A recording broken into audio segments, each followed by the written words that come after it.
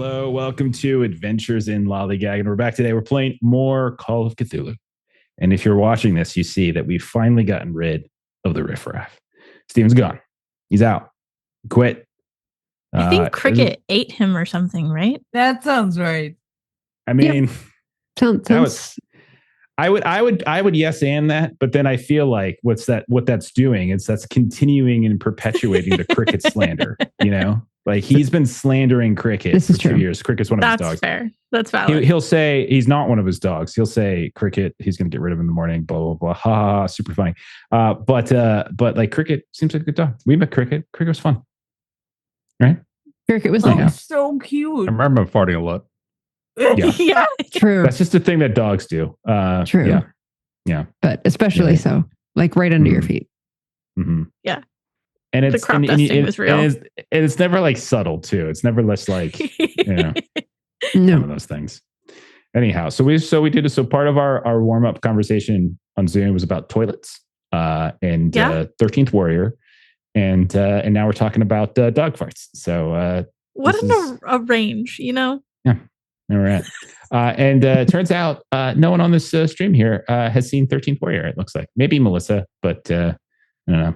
Very disappointing. It seems like one of those things that would be like on in the old days on a Saturday or Sunday afternoon movie kind of a thing.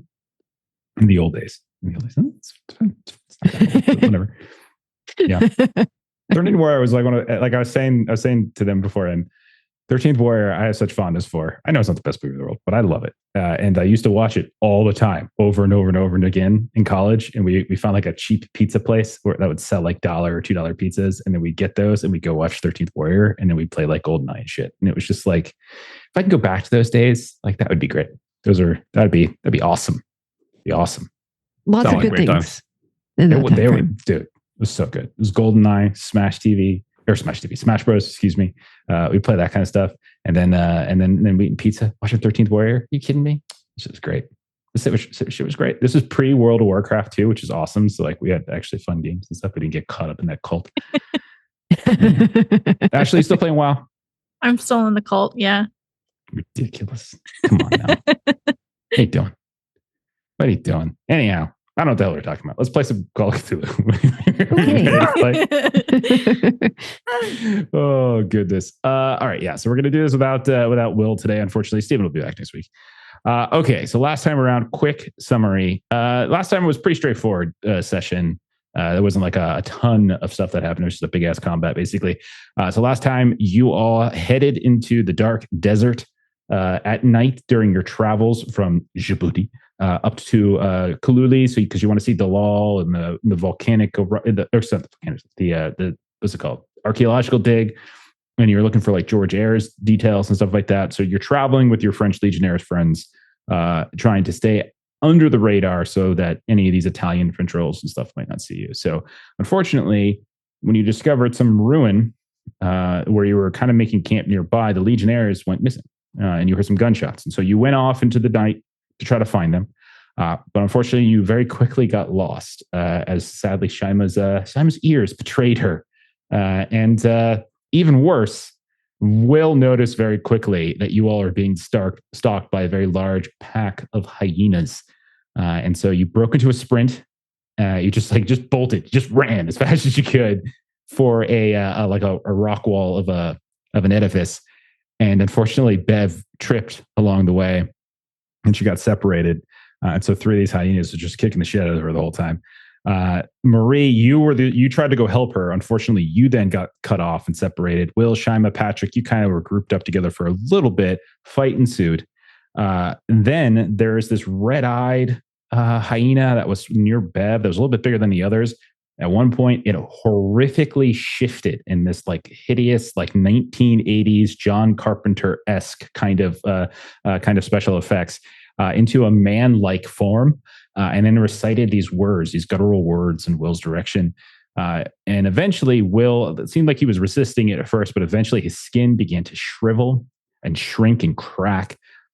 Marie, you broke away from the group. You lost your mind. You suffered a bout of madness at the sight of the transformation, all this kind of stuff. You fled into the night. Shyma, Patrick, you were swinging and stabbing Will was shooting, and you did manage to put down several hyenas and then kind of scare away this creature, this shape-shifting creature who fled after taking a couple bullets right to the chest from Will. And that's basically where we finished up, with you all having ended the fight, at least. So let's pick up in the heat of it, or at least in the aftermath of it. Right now, where we're at is there are several bodies on the ground of these hyenas. Shyma, you got a really bad wound on your neck that's gushing. Patrick, you're covered in blood. You also allowed your mouth, that monstrous mouth in your arm, to feed a little bit on the hyenas. Bev, you have about a dozen different bite marks and claw marks as you just were getting nipped at the whole time. Yeah. And Marie is nowhere to be seen.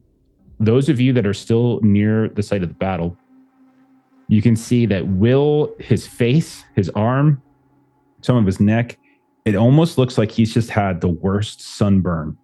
Like his face and his arm almost look like the cracked, dried earth of a desert, where there's these seams where the earth has become so dry, it's just sort of cracked open. His skin is much the same way. And you see this kind of, it's not like pouring blood, but it's just this dried sludge of a blood kind of seeping out between the wounds. And he's like quickly trying to wrap it up. And none of you see Marie.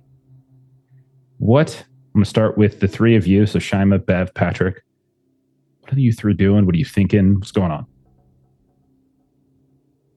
After I've caught my breath, I would stand up, yank my arm away from the dead carcass, pull the lantern up in my face, look around. Someone all right? Yes. Marie, where'd you run off to? Look around the horizon.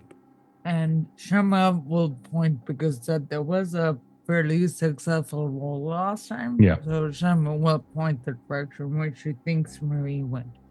Exactly. Yeah, you definitely had a general direction of where she bolted, but looking on the horizon, you don't see her. You know the direction she went, but even scanning, Patrick, you don't necessarily see her.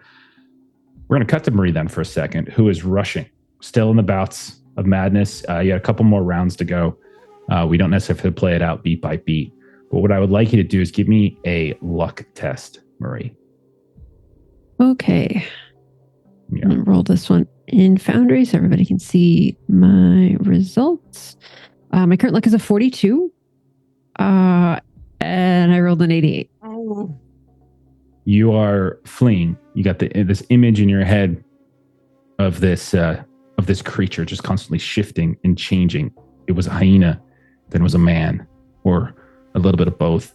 Fangs changing into teeth, almost human-like teeth. You can see patches of fur, and you can just see it playing it over and over and over, and you're just rushing and rushing. You're out of breath at the point, and then finally your legs give out, and you collapse. Take a point of damage as you roll your ankle. And it's not like a major wound or anything, but you roll your ankle. You feel it dip down into like this dry chunk of rock that you couldn't quite place your feet correctly, because you're running blind, basically. You don't have any. Yeah, it's so dark lantern. out. I'm just running. I mean, being in the open, there is some starlight and such coming down at you, but you collapse. And it's as you hit the ground and you feel your ankle turn and your face smashes against the earth that your bout of madness ends. And you kind of are able to catch your breath, and you realize what you've just done.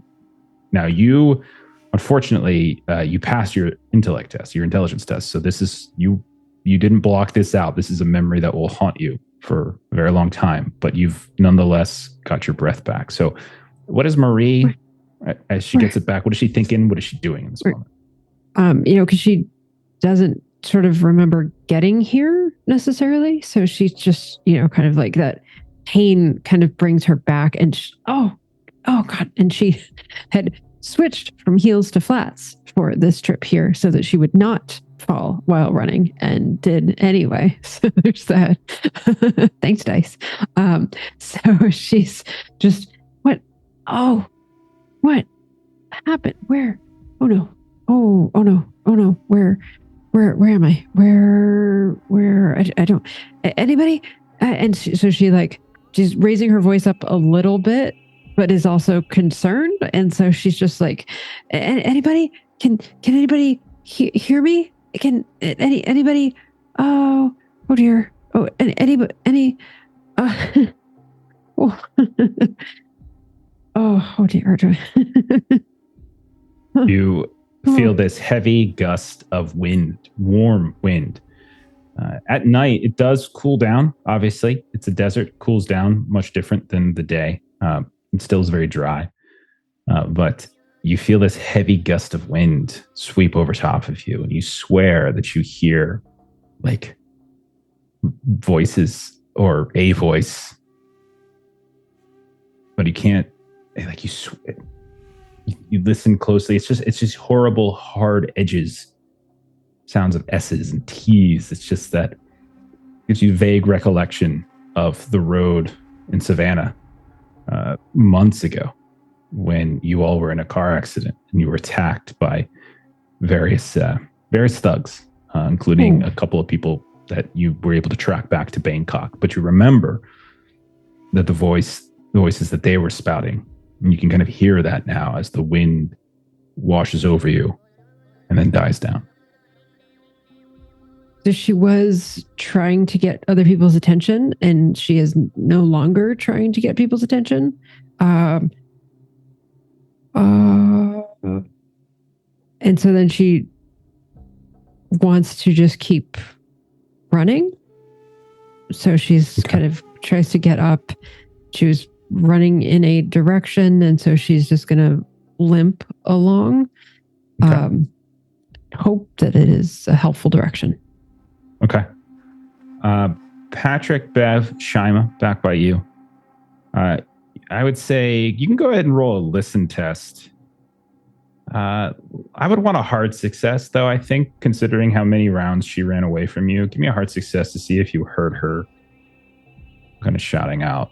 Listen, you said? Listen, yeah, because she was just shouting. Yeah. Oh, dear, Patrick. 4 rounds of running. 99. Patrick, get the dicks out of your ears. What's going on? Oh, wait a second. My This is it all the time. gorgeous Makes no sense. liking, did it show up for anybody else? 33. Yeah, you passed. All right, sweet. Okay. Regular success, though. Okay. Yeah. What Oh, do yeah, I yeah, need thank you. to You would need spend 8. to get to a hard? Okay, which You I need an can 8. do. Okay. Shyma, you do hear the sounds of Marie calling. Very faint, but you can hear her voice. And it matches, it aligns with the direction you think she's in. So you kind of have a decent sense that she's still at least within somewhat shouting distance. But yeah, Shyma, you would know. I'm going to instantly kind of yell, knowing that if I can hear her, maybe she could hear me. I'm going to yell, Miss Wynn, if you can you hear me? We're coming. Murray, you can roll a listen test yourself then. Same rules apply. And I'll see how the roll turns out, but she'd almost been afraid of the things that she was hearing. So yeah, Sure. 87 over 61. Okay. Yeah, you unfortunately the call of Shyma comes up right as a gust of wind hits again, and you just don't hear it. So you just keep running. Ow. And she's just Okay.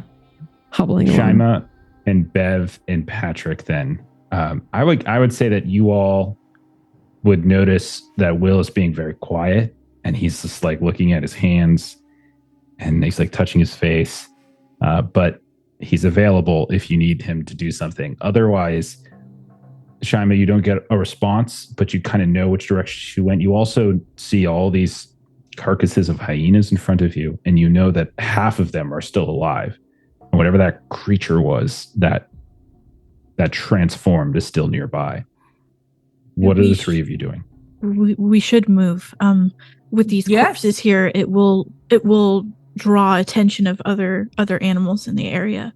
Yes, we should. Bev will scramble to grab the lantern she had brought along with her. Sure. And then as long as Shyma's not gushing blood from her neck anymore, I think we mentioned that someone helped wrap that up and put pressure on it. We'll start heading southward, following. Yeah, we can do. I mean, like right now we're doing that like flavor wise, but we could do like first aid rolls when you get to a safe spot that you feel, as long as you do so quickly enough. Okay. Do any of you have track? I have 10 Some in points. it. Same. You can roll track, and I'll tell you, whoever wants to roll it, let's just say one person rolls it, and then you can take a bonus die, and I'll say it's because Will is giving you a hand. Will is not half bad at it, so he'll say he's giving you a hand. So you get a bonus die, whoever wants to roll. Feel free. What do you got in it? 10 more? Yeah, I have 10, just like you. Yeah, go for it, Patrick. Oh wow. Okay. Standard Okay. base 10 track.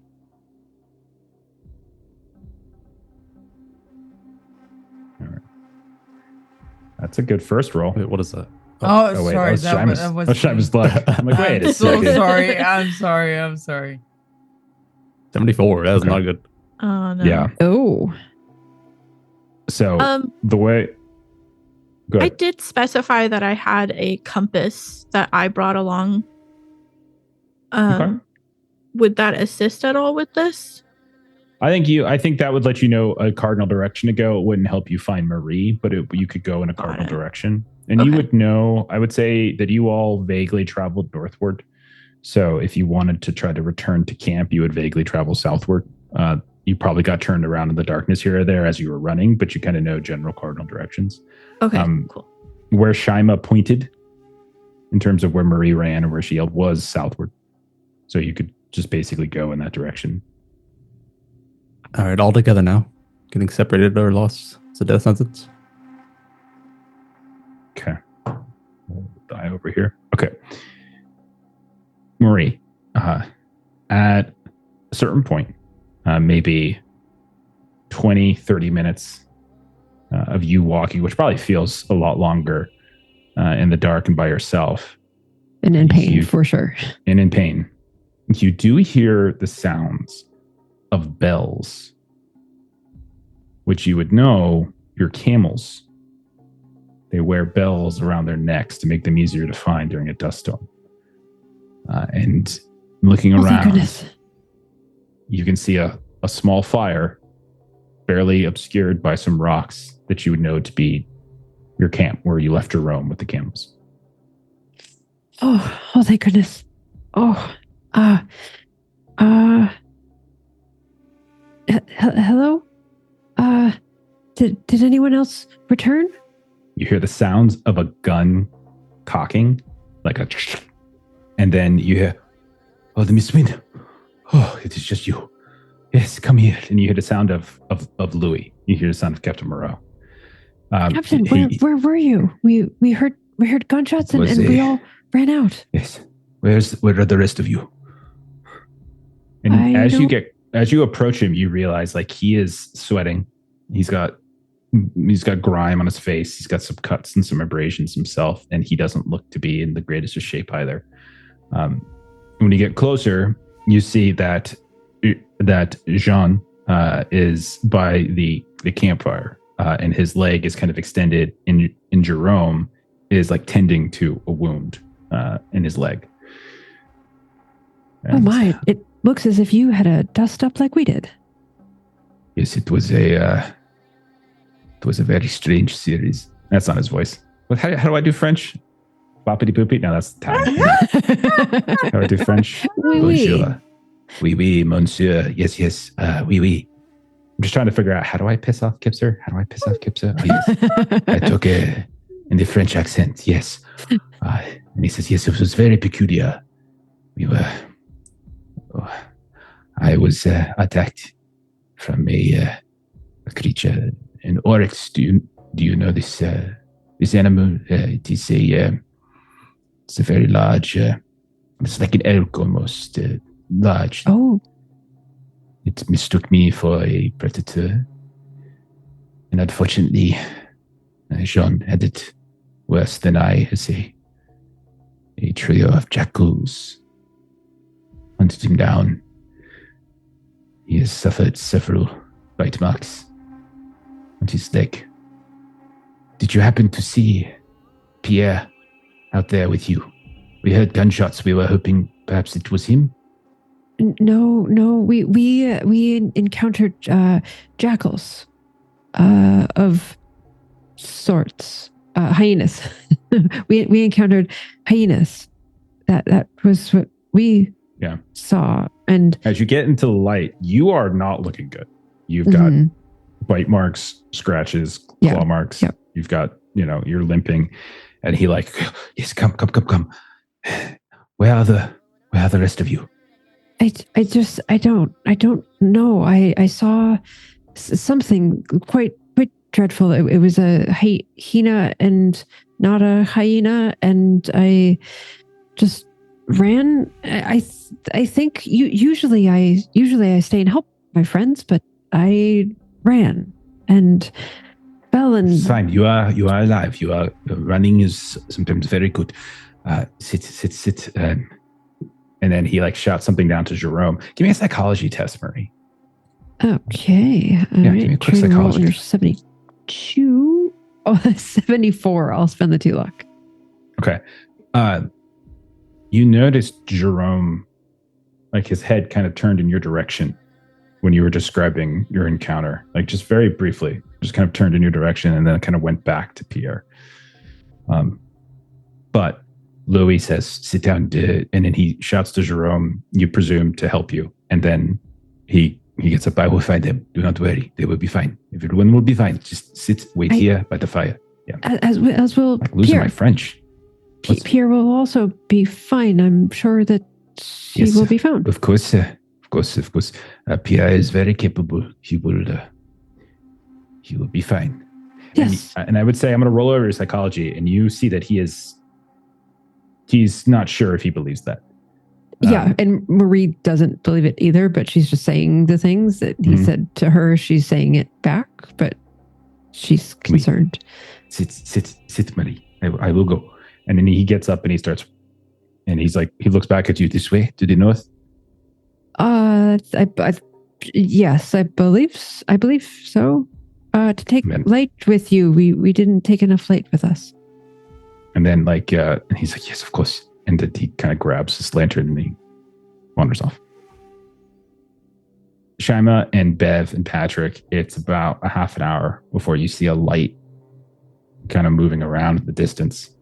And it's kind of swaying back and forth. And you can see it coming.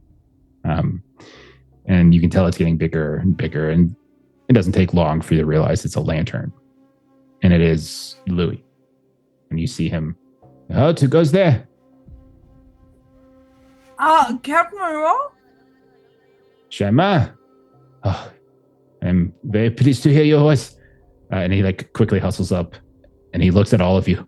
Oh dear. He is also bolting at him. Maria said you all were attacked. She's with you. She's safe. She's with you. Yes. She has found her way back to the camp. Yes. Are you all okay? Are you all right? Sawyer, Will. And he's kind of snapping in Will's face because Will's kind of that far away stare. Yeah. And he when Will doesn't respond, he turns Dr. Key, Shyma, Patrick, are you? We're all alive. Okay? We got attacked. I think we'll just processing still. I see. Yes. It has been a very trying night for us all. Have you seen Pierre? No. No. Shyma heard gunshots earlier in the evening, and It could have been either myself or Jean. I had to scare away a very large and very angry oryx who mistook me for a predator, and Jean was attacked by jackals. He is all right. He will be limping for quite some time, but he is all right. He is all right. But Pierre, we have not heard from him. which way was he supposed to scout? And he kind of takes a second, looks around a bit, you see him look at the sky, and then he kind of points in the direction. He's like, It is too dark for us to go searching. And from the sounds of it, there are many dangers lurking this eve. We will leave at first light. We will look for him. We will leave our fires burning. He's very capable. You will find us. Okay. Come, let us get you back. Yes, it is not safe out here. And he'll lead you back. And he has no trouble doing so. When you arrive, Pierre has not returned. The camels are all sitting down. Like they've got the legs folded underneath them. Some of them are sleeping. And you can see that Jean has been, has got like his boot is off and like it's raised on top of on a rock. And he's, sipping what looks like it's some kind of booze and a little bit of pain. Marie, you're there, probably being tended to a little bit by Jerome as you all arrive. Now would be a good time if any of you wanted to do any kind of emergency medicine, because it's still within an hour. So if anyone wanted to do emergency medical care to anyone who wanted to take damage, now would be a good time to do it. So remember that this is a first aid roll. We're using the faster recovery roll, so it's a D4 if you're successful. And again, it has to be delivered within 1 hour. So if you don't do it now, you won't be able to do it. Yeah. I can try. I have a 30 on first aid, so I'm happy to do it for anyone. I only have a 32. Yeah, I have a 55. Okay. Who's low on health? I have 2 health left. I'm pretty healthy. Yeah, I'm decent. I'm what am I? 9 of 24. Oh, that's low too. It's not great, but it's not as bad as 2. Yeah, I'm at 8. Patrick, Okay. do you have decent first aid? I do actually, 76. Shit. Okay. Yeah. So And yeah, I feel like Maybe we between form like one of Dr. those Key conga lines and- where we're just doing first aid on the person in front of us.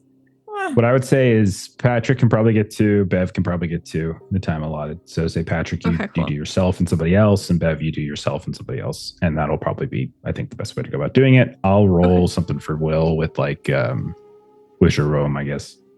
And we'll go from there. Okay. Patrick, you're more skilled in this. You should take care of Bev. She looks in poor health. I don't think that really makes sense, as Bev is also Yeah. tending to other people as well, since like I think she is like one Makes of sense. the first aid people. So I'll You hit should see Marie herself. if you want to get Shyma, Patrick. Yeah. Myself first. This is for Marie. Regular success. Hard success.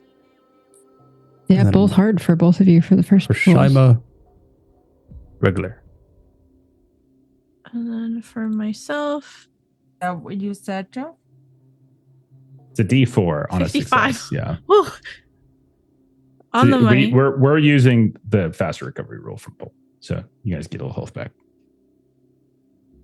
I got a success, so you can see Jerome tends to very curiously looks at Will's wounds. Anyone who's not too obsessed with kind of watching their own wounds is probably can see that Jerome comes up to him. Will still is feeling like you can tell, like very quiet. He's usually a Yeah. talkative, Yeah. good-natured individual, and he seems a little quiet and dour. But Jerome takes to him, heals him for a little bit, kind of helps patch him up a bit, especially some of the heavier wounds. But he still has some very noticeable rips in his skin.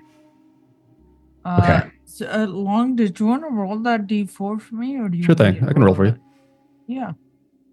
Also 2. So we both get 2 back. Sweet. Thank Okay. you. All right, Marie gets 2. look at you guys. Fuck, I get 4. I feel bad. All right. You were Why? 2. You were Don't at Well, two feel- health? actually, that puts me Seriously, at I- 6. So There you go. Yeah. never mind. Don't feel bad. Really important. Okay. I'm at 10. So, as you all are patching each other up, everyone's kind of splitting off. Like there's like partners here and there. There's 2 here, 2 there, 2 there. Louis is the only one who's probably not necessarily working on that, but he's getting up and he's looking, he's checking in. Like, what is it? You said Miss Wynn said you were attacked by hyenas. Is that? Yeah, there was so many of them, and there was one that was larger than the others, and it had like weird red eyes, and I don't know. See. It was extra aggressive. I am very sorry to hear that. I must tell you that it is very dangerous out here.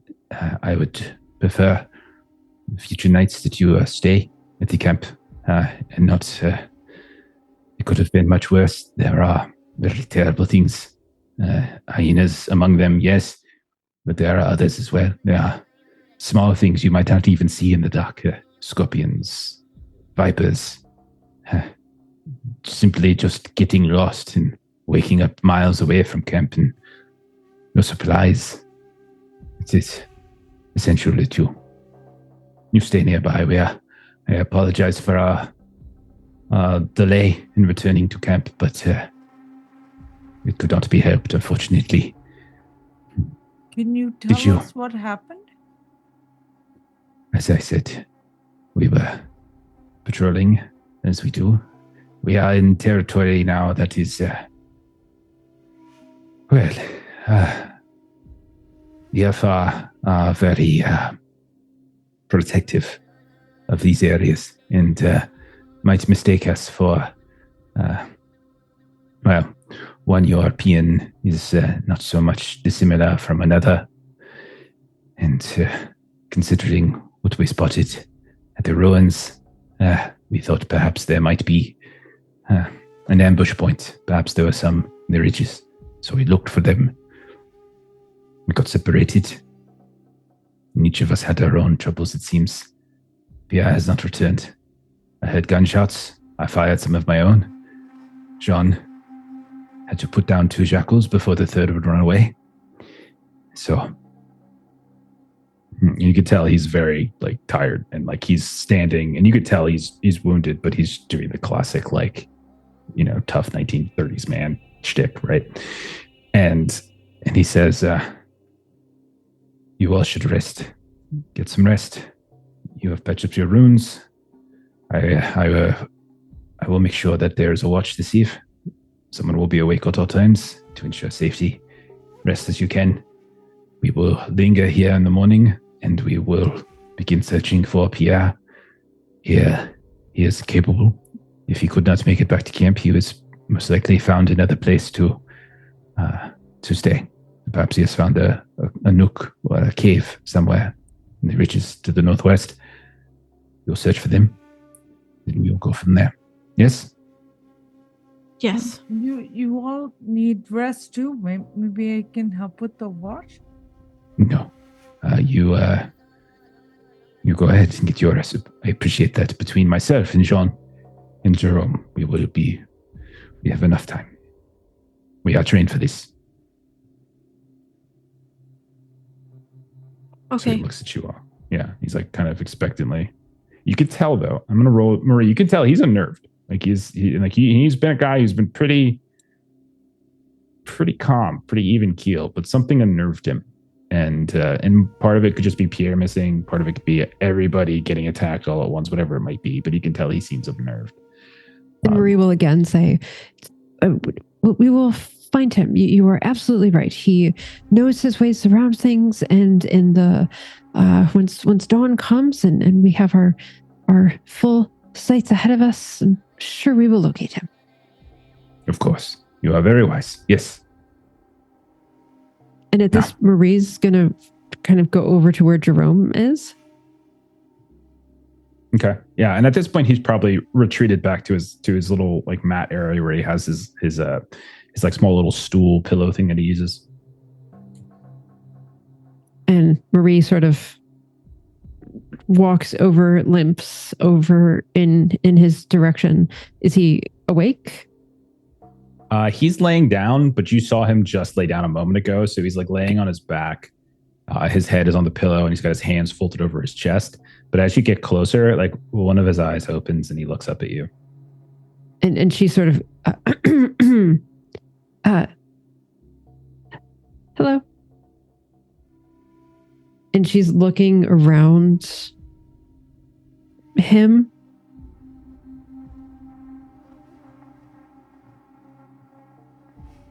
And she kind of puts her hands together as if she's motioning, like picking up a cat.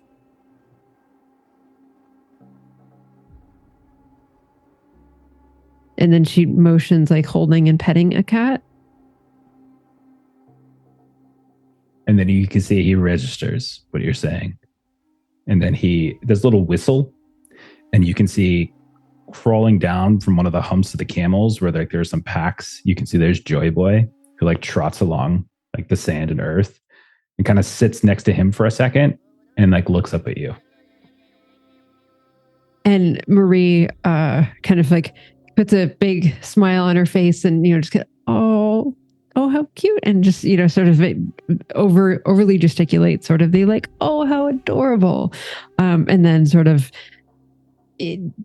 gingering her bad ankle, kind of crouches down and kind of taps the ground in front of her. Come here, Joy Boy. Come here, Joy Boy. I want to make you roll an animal handling so bad. Go ahead and do it. Just go ahead and do it. Because you need to build that up, right? You got to get that a little higher. Giving you an opportunity to improve. Thank you. I have not checked animal handling yet, so Yeah. I'm trying to roll under 60, and I'm doing it If you clean. critically fail, you just lost another cat. I mean, I didn't critically fail, but it is an 80 over 60. Okay. I will say that Joy Boy does not immediately come to you. It just kind of stares up at you for a bit. Head tilts a little bit to one side. Head tilts like another to the other side. And then eventually Jerome will just kind of tap Joy Boy on the back, just like a little with like two fingers. And then Joy Boy will stand up and trot towards you. And Marie is worried for Joy Boy's safety, so she's not upset about this. That like that Joy Boy is listening to someone else is reassuring to her, because like if he does go out and about, like there's multiple people now that Joy Boy will listen to, so she's not upset by this. Like she's actually sort of like was growing a little impatient at how long it took Joy Boy to come, but is actually like, oh, this is good. This is good. And so she'll kind of pick Joy Boy up and kind of scratching the top of his head, and she will as much as she can. Thank you. Good night. And kind of do that, like, sorry to bother you. Good night. Okay. And he closes his eye. All right. Do you all sleep? Shyma does go to Jean before bed. Okay. And walks up to him and I think sees his leg wound for the first time. It's wrapped up pretty heavily, but you can definitely see blood seeping through the bandages. Yeah, and I think the assumption is if it required that much attention, it was probably pretty bad. And so it's, Jean, do you have a second before bed? And he kind of looks up at you in a little bit of a drunken haze as he's been drinking some booze. Yes, what is it? Shyma, yes, what can I help? What is it you need? No, I just wanted to check on you. It was really important to me that you were okay. Not like important. Just like you're really good with like stuff. So I just don't want anything to happen to you. To any of you. Oh, Are you all right? that's very kind. Yes. What happened to your leg? Was it the Arc's attack? No. That was Louis. I was surrounded by jackals. I managed to put two down, but the third fled. one of them managed to get onto my leg before I could fire. But, no. I'll be fine. I will be fine. It is okay. Your neck. What happened to you? It's okay. We got attacked by some heinous. Hopefully it won't scar because my father will probably be. He'll have a lot of questions if I go back with a scar on my neck. So hopefully it doesn't scar. It's fine. I am sure your father will simply be happy that you go back at all. Do not worry. Fathers sometimes speak their concerns and their fears, and it comes out as anger. But it is just men not understanding how to express themselves properly. I am sure he will be overjoyed to see you, scar or no. You can tell he's like a lot of pain. Yeah. And I think sort of understanding that, just like, I just want to make sure you were okay. Captain Moreau said that he was going to organize watches with all of you, but I offered to help. But if you need help doing yours, if you want to sleep or anything, just come get me, because I can help. Shyma, you have a terrible wound on your neck, and you look far worse than I do. Perhaps you should look in a mirror or a reflection. My leg is quite painful, and I am quite drunk. But in about 5 hours, when they wake me, I will be right as rain. Oh, great. Well, if you need to wake me. Of course. Thank you. I am going to rest now, if that is all right. And you see, like, quickly closes his eyes. And it doesn't take more than, 2 seconds for his head to just go as he's drunk himself to sleep. Okay. Do you all pass the rest of the night? Anything else that you were doing? Okay. So then morning will come. I need everyone to see if the night has cooled you down at all. So go ahead and make a was it first aid or con roll? 1 second. I always forget this part. Con or first aid. Survival. No, it's con or first aid to reduce. It's a half a day rest in shade, which is essentially nighttime. You get a con or a first aid to reduce your heat level by 1. If you're already at 0, you don't got to roll it. So 41. Nice. I'm at 0 right now, I think. Under 50. Yeah. If you're at 0, you don't even need to roll because you're already at 0. Oh, you can't go my below bad. 0. Oh, sweet. Yep. This is just to kind of go down a level, cool down over the night. Okay.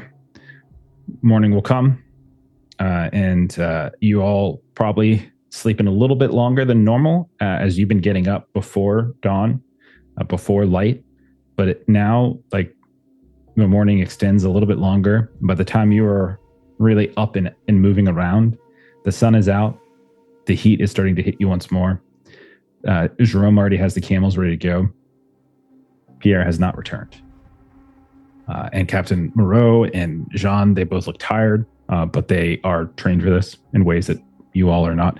And so they seem ready. And Louis says, we will spend time looking for him this morning. Yes, I am sorry to delay your journey, but... we will help. We will help you. Of course. Okay. So you all can make a test. Tell me what it is you're doing. Make a test, and we'll see if you find anything. So I think stuff that would make sense are tracking, spot hidden, survival. Those types of things would probably be most suited. So you can roll any of those things, and you might find I'll something. do a spot hidden if you're okay. Yeah, I'm fine with it.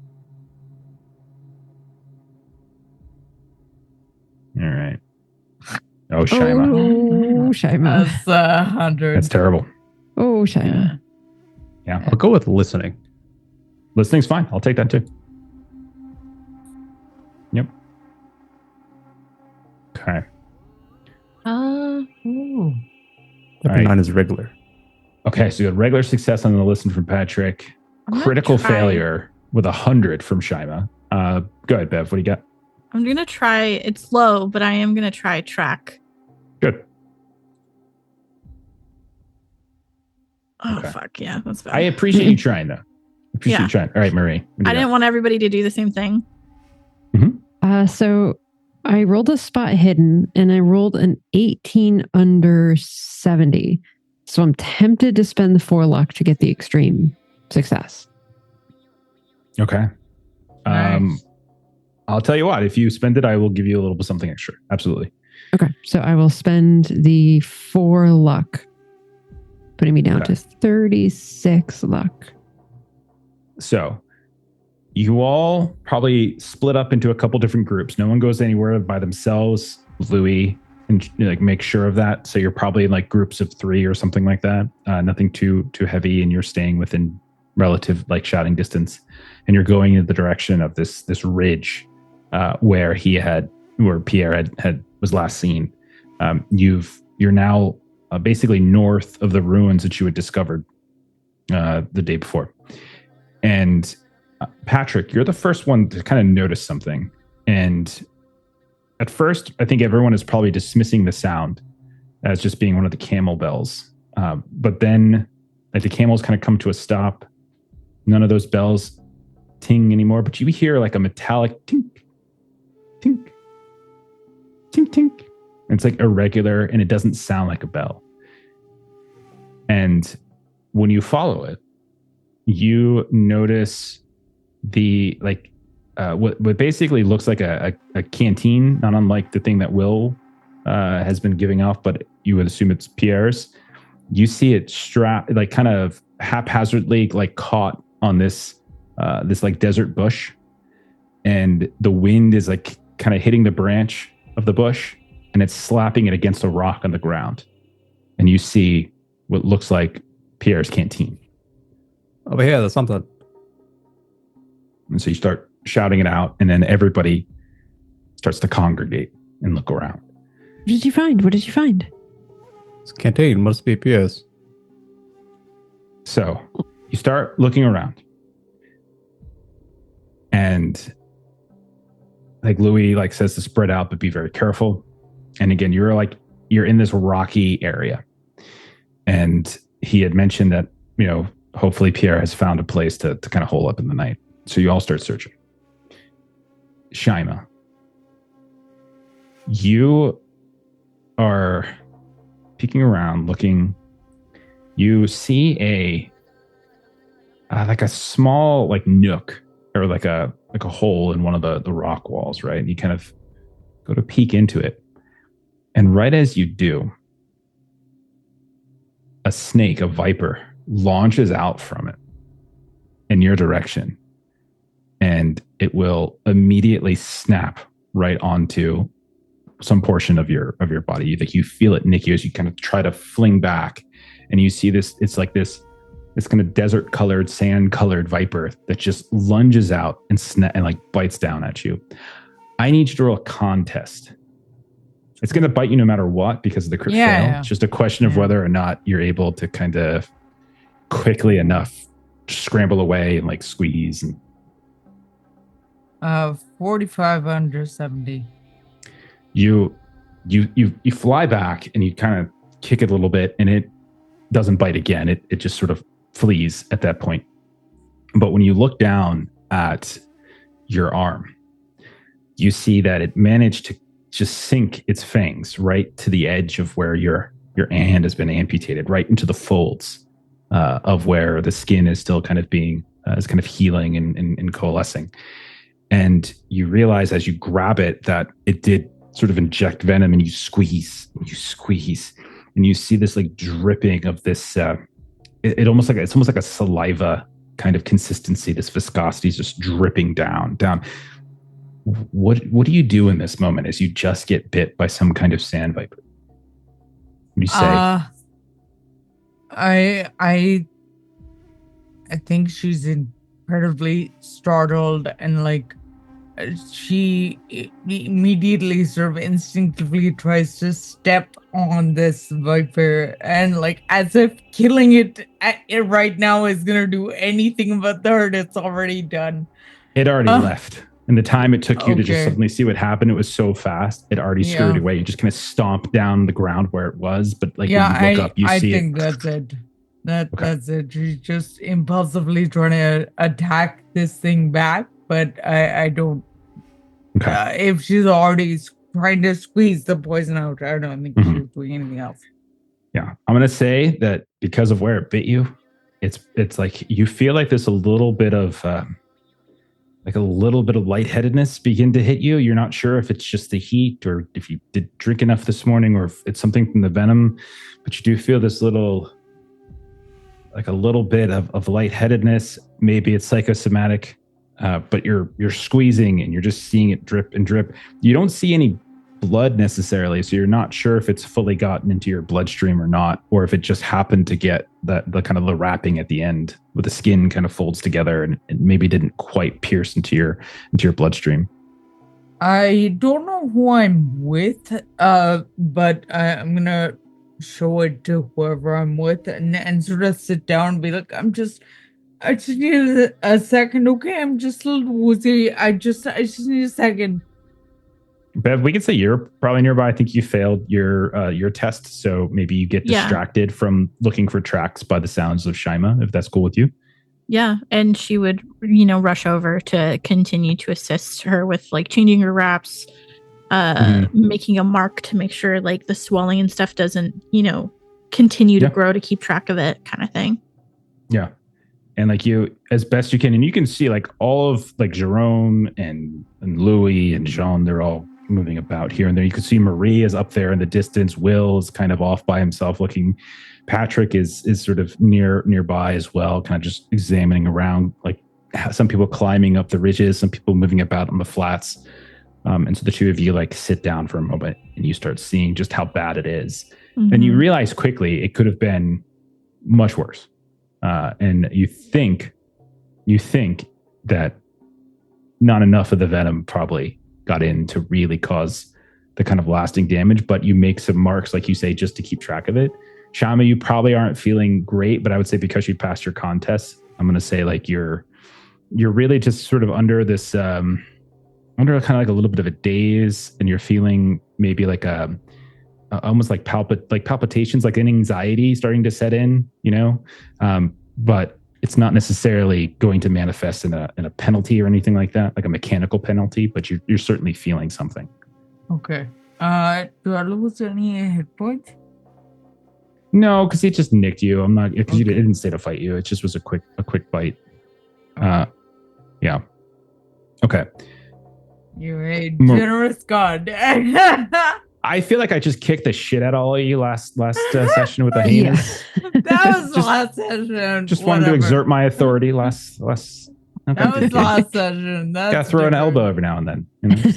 Every session is different.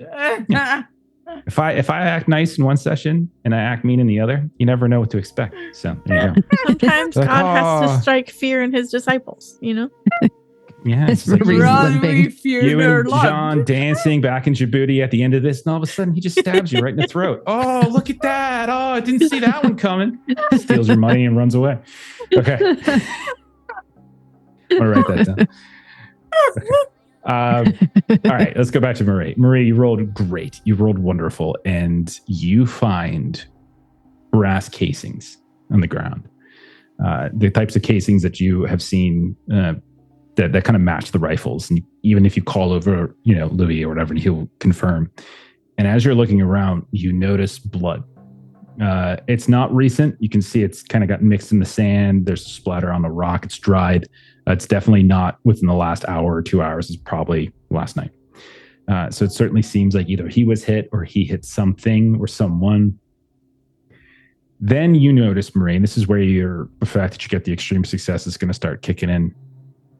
You notice that around where, like the canteen that Patrick found in the casings that you find, there are footprints, not just his.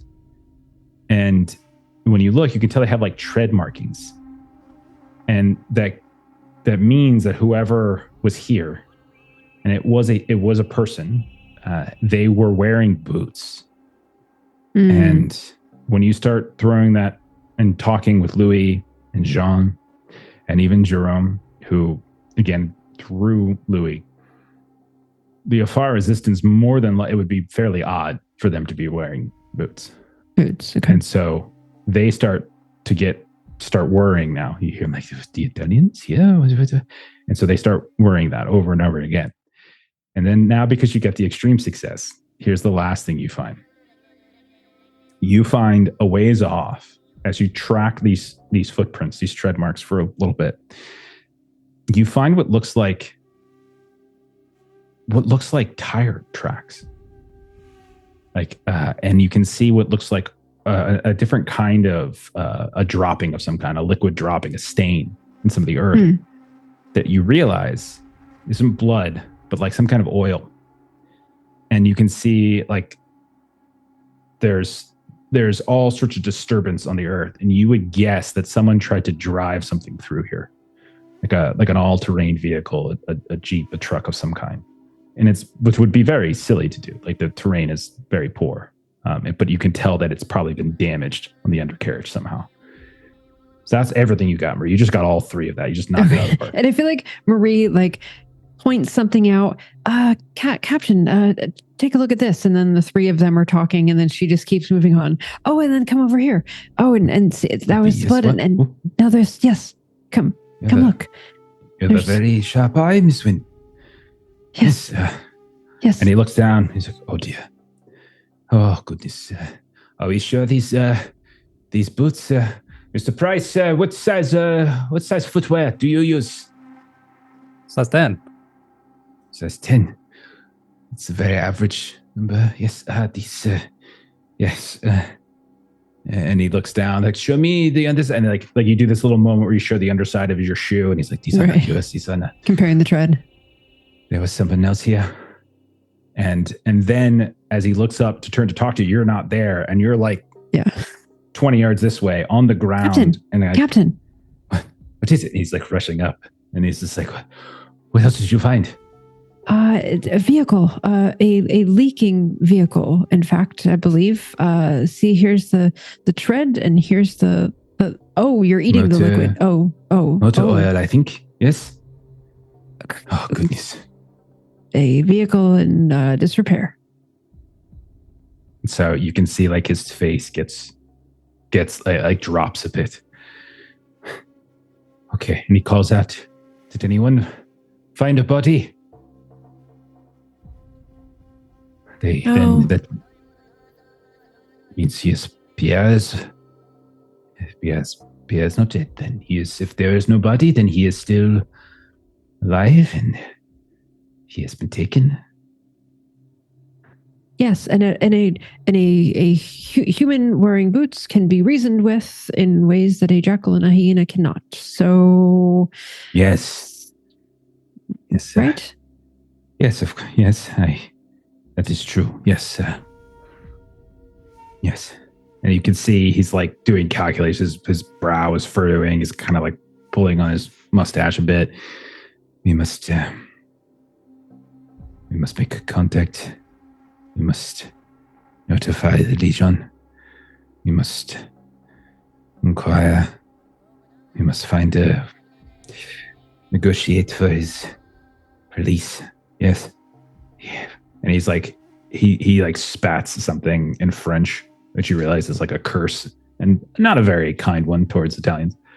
And it's at this point where like everyone comes together. We can see Shyma is like holding her arm, Bev checking on her, and like Jean is limping. Everyone, we have a problem, Louis says. It appears our dear friend Pierre has been taken. It appears the Italians are in the area somewhere. We have a choice to make. I will leave it to you. And at the very least, I would like to hear your input. We could return to Saborimo and see if we could barter for a trip back down to Djibouti. We could push forward to Kaluli and see if we could send some word to the Italians for negotiation. I know that we have a contract. I know that we have meant to push forward. Pierre is not a fool.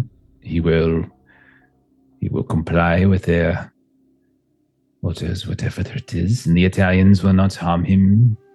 They had their opportunity. They took him, it seems.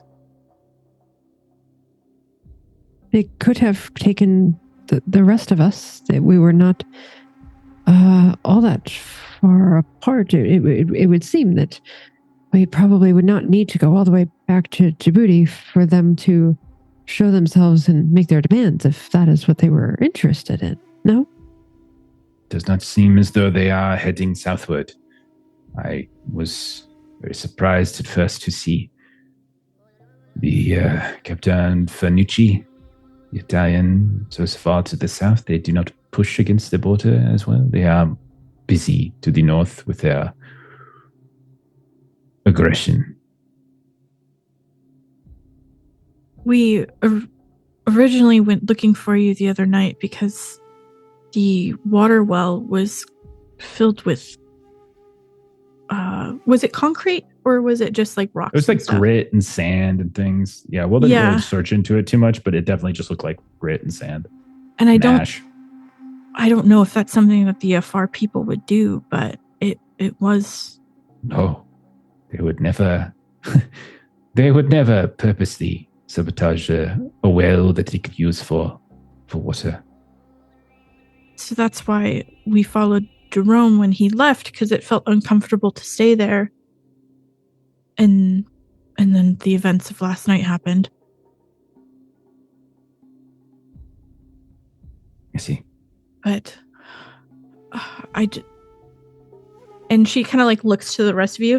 I don't know if it makes sense for us to head back. That's just more time that Pierre is in their clutches. As long as there's some type of settlement or something ahead that you would still be able to send a communique, then that hopefully would serve all of our interests. He turns, he says something to Jerome, and Jerome responds, and you hear the word Kaluli. It is a permanent settlement. There are very few of these still. Small to the north. You must go across the salt crust to get there. We are going to potentially be moving more slowly, but if the Italians have tried to take a jeep across this terrain, they could very easily be found along the way. Their jeep could have, and they are certainly incapable of keeping it hidden. If we are careful, we might be able to follow, albeit slower. Yeah. Which way are the tire tracks leading? Are they going north then? They are, yeah. Okay. Marie turns to Shyma. Marie, are 300 yards away. She's like, yeah, I think it's going. Marie turns to Shyma. Are you going to be okay? Yes, of course. And she has been kind of quiet and just trying to calm herself down with the anxiety, because I feel like it kind of spikes some adrenaline in her, and she's been trying to like breathing exercises and just kind of calm herself a little and everything. So she's startled by Marie's question, but so very quickly kind of interrupts herself almost. But yes, of course we should go find Pierre. We should go find Pierre. And that's where we are needing to look for things from Mr. Price too, no? So Just keep being bitten by things. no, it's okay. I'll start. I'll be more careful. Oh no! It's just this place. It's just everywhere we go. There's something looking to take a bite out of us. It's quite unpleasant. I never thought I'd be nearly eaten alive by hyenas before, but here we are. Patrick, do you agree, or? Oh, it's not returning to Djibouti. Okay, then we are in a line. We should go get our camels and make use of the time that we have to travel. And you can see like Louis was like, that was kind of what he wanted to do. He's like wants to chase. So the fact that you all are kind of on board with that, you can tell that seems to please him. He shouts a couple orders and then you guys start pushing. Travel at this point is going to be you're traveling in the heat of the day, so he's probably pushing you a little bit further. So it's probably going to wear on you some more. So if I could please go ahead and give me. We're going to do, if you're chasing. This isn't so much what's it called? Actually, you know what we could do?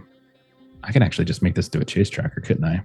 Yeah, I can do this because you don't have to. A chase doesn't have to necessarily be like down a block. It can be like over a long period of time and over a long sort of distance. Okay. Nice. Yeah, y'all can leave again. Jeff and I will have another 30 minutes of the chase scene. I just been getting a lot of solo action in these games lately. Okay. I can't wait until. Anyways, continue. Dude. It's I guess we haunting me. could do it, but I have to. They're in a vehicle. You guys are on mounts. I mean, that's going to complex it. So I'm not gonna dig into it. If I would have thought that better, I should have thought that sooner. But I don't want to complicate it too much. All right. Okay. So let's just say then you all continue to push north, and you're trying to track as best you can. I mean, Will can do it. Will's got the best track amongst all of you, so I will have him like kind of assisting with doing his best to find, kind of find the way forward. So you travel through a few hours in the morning. You maybe are feeling the heat more and more. You start to push away from some of the kind of the rocky ridges where you're able to find shadows. And then there's a huge stretch of maybe 2 hours just before like a midday stop where you guys are just completely open to the sun. You do manage to take your midday stop as is recommended. Even Jerome suggests this. Along the way, Marie, you hear like Will call out a couple times as he spots something that sort of suggests it. He finds like a spare tire like thrown on the ground at some point, as it looks like the Italians have like kind of replaced something.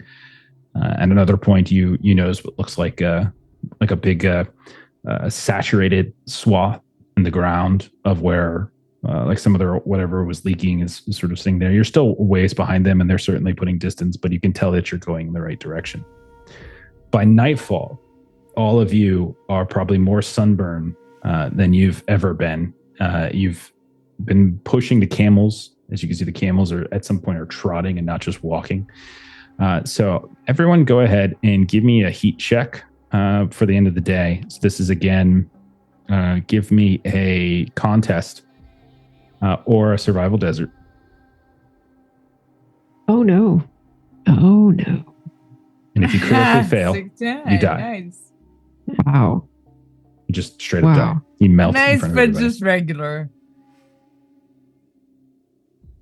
72. Regular. Okay. Let's go around. Marie, how did you do on your contest? 98 over 50.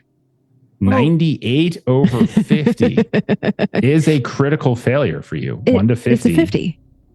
I think isn't it 1 to we talked about this, didn't we? 50. I think so. I thought it was As long 1 as to it's 50, you're okay. Okay. Yeah, if it's 51 above, no. Okay. As long as I'm almost 100% positive. As long as it's 50, you're good. It's Almost. 100% positive. 100% of the time. Or I'm is it- positive. If your target is 50 or over, a fumble happens on a roll of 100. If your target is lower Okay. than 50, a fumble happens on a roll of 96 to Thank you. 100. Now you're 100%. Now you're 100%. Okay. Yes, now I am. You advance one level. Shyma, how did you do? 69. Nice. Under 70. You Just advance. regular. You advance Yeah. one level as well, as you need a hard difficulty if you're doing con. So you also advance one heat level. Bev, how did you do? 15 over Oh, 50. Hard success. Okay, so you're good. You're good. And then Patrick, how did you do? Regular.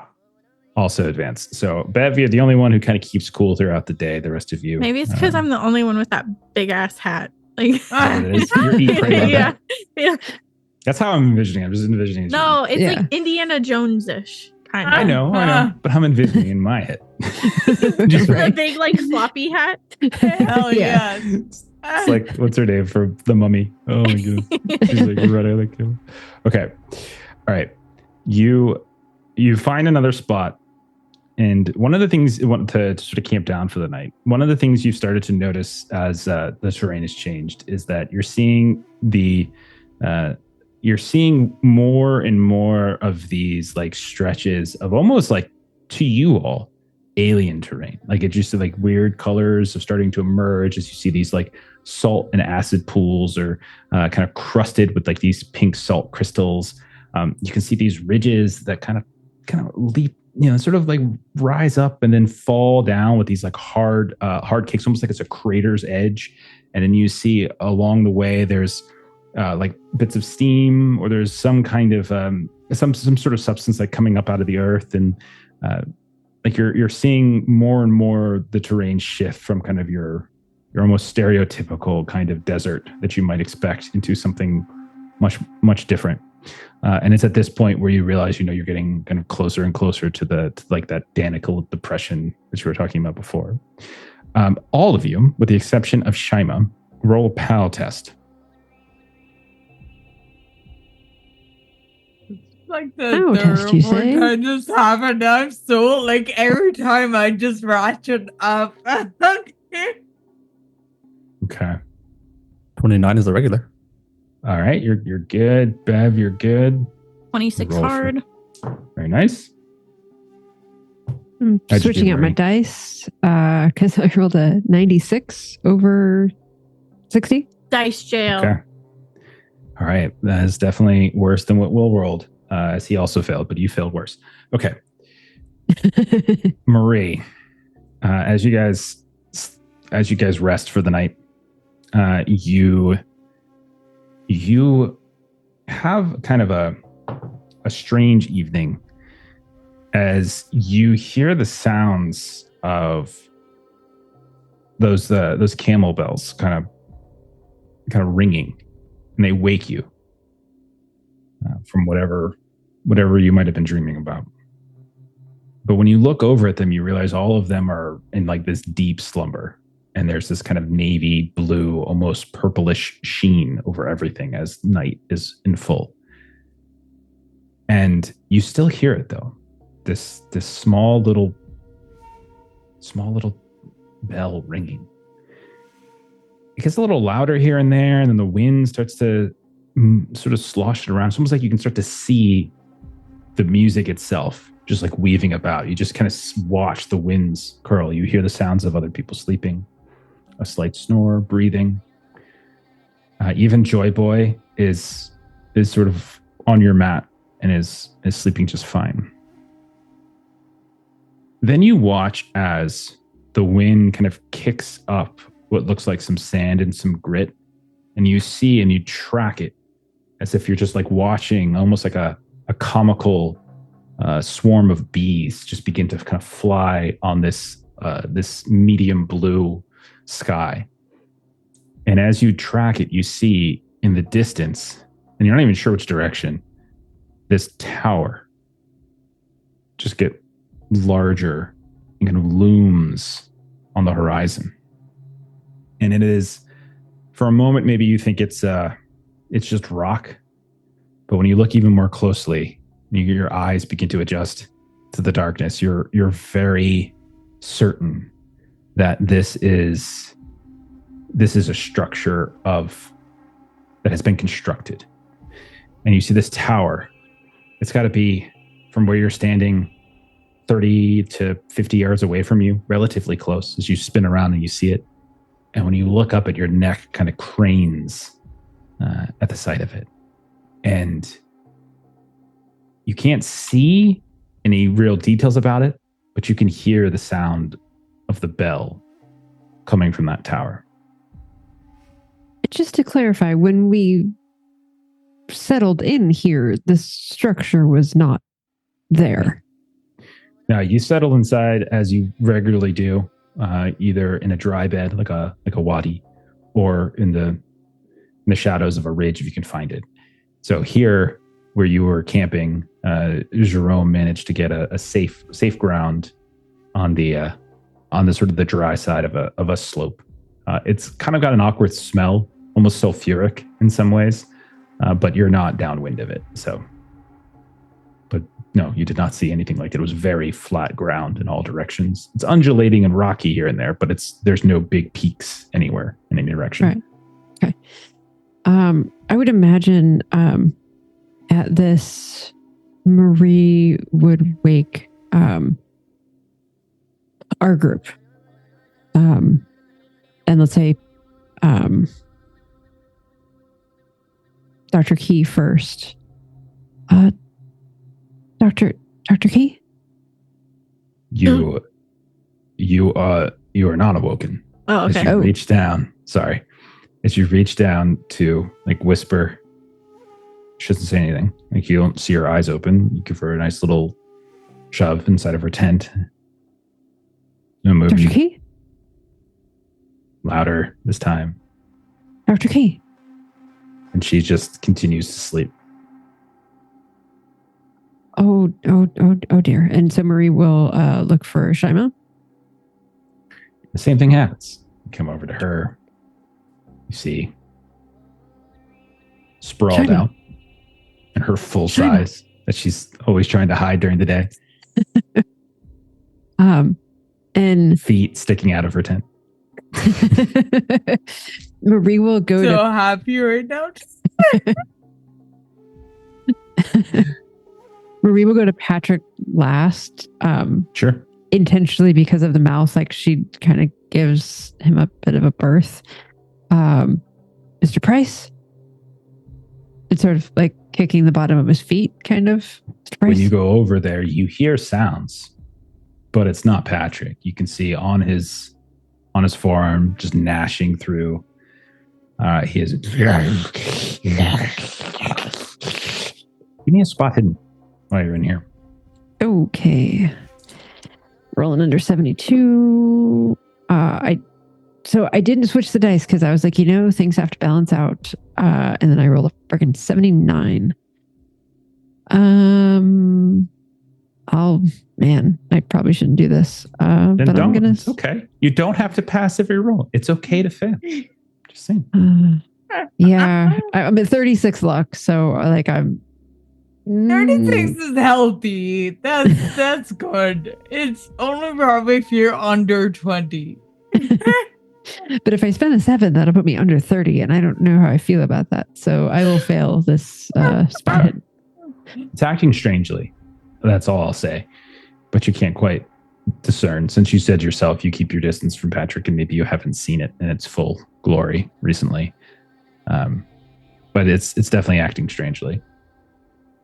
You do next. Right. The sound of that bell gets louder, by the way. So Marie is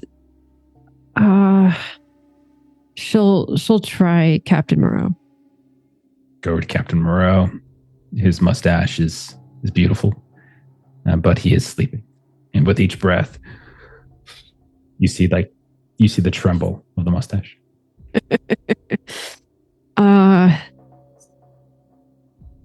Marie's still like hobbling. Her ankle is still bothering her, but she'll go over to her bag and grab her firearm, and she's just gonna. she doesn't want to venture too far from camp, but the sound is getting louder. And It so is. she kind of wants to position herself at sort of the edge of kind of the camp area, looking rather silly, but she sort of like has this firearm up and she's tried to wake other people and that didn't work. And so now she is the only one who's awake to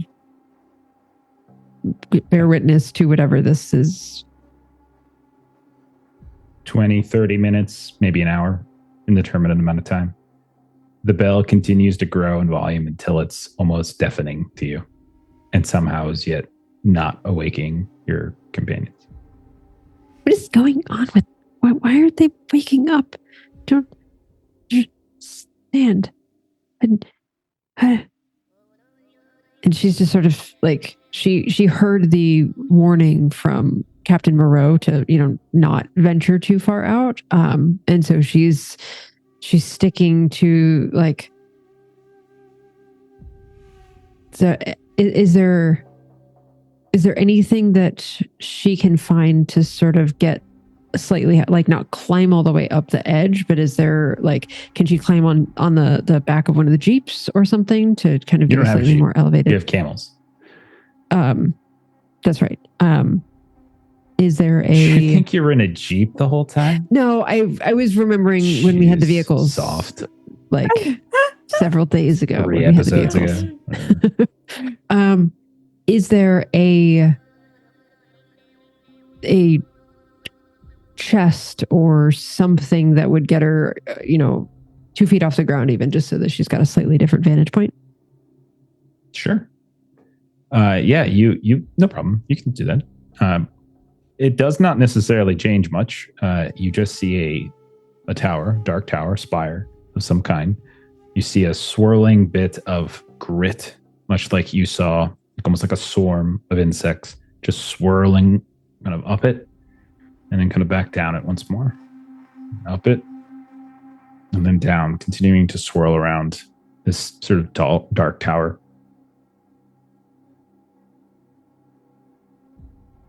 I must gather some information. I'm seeing this for some reason. And so she'll do the stupid thing and see if there's a way that she can get a closer vantage point of this.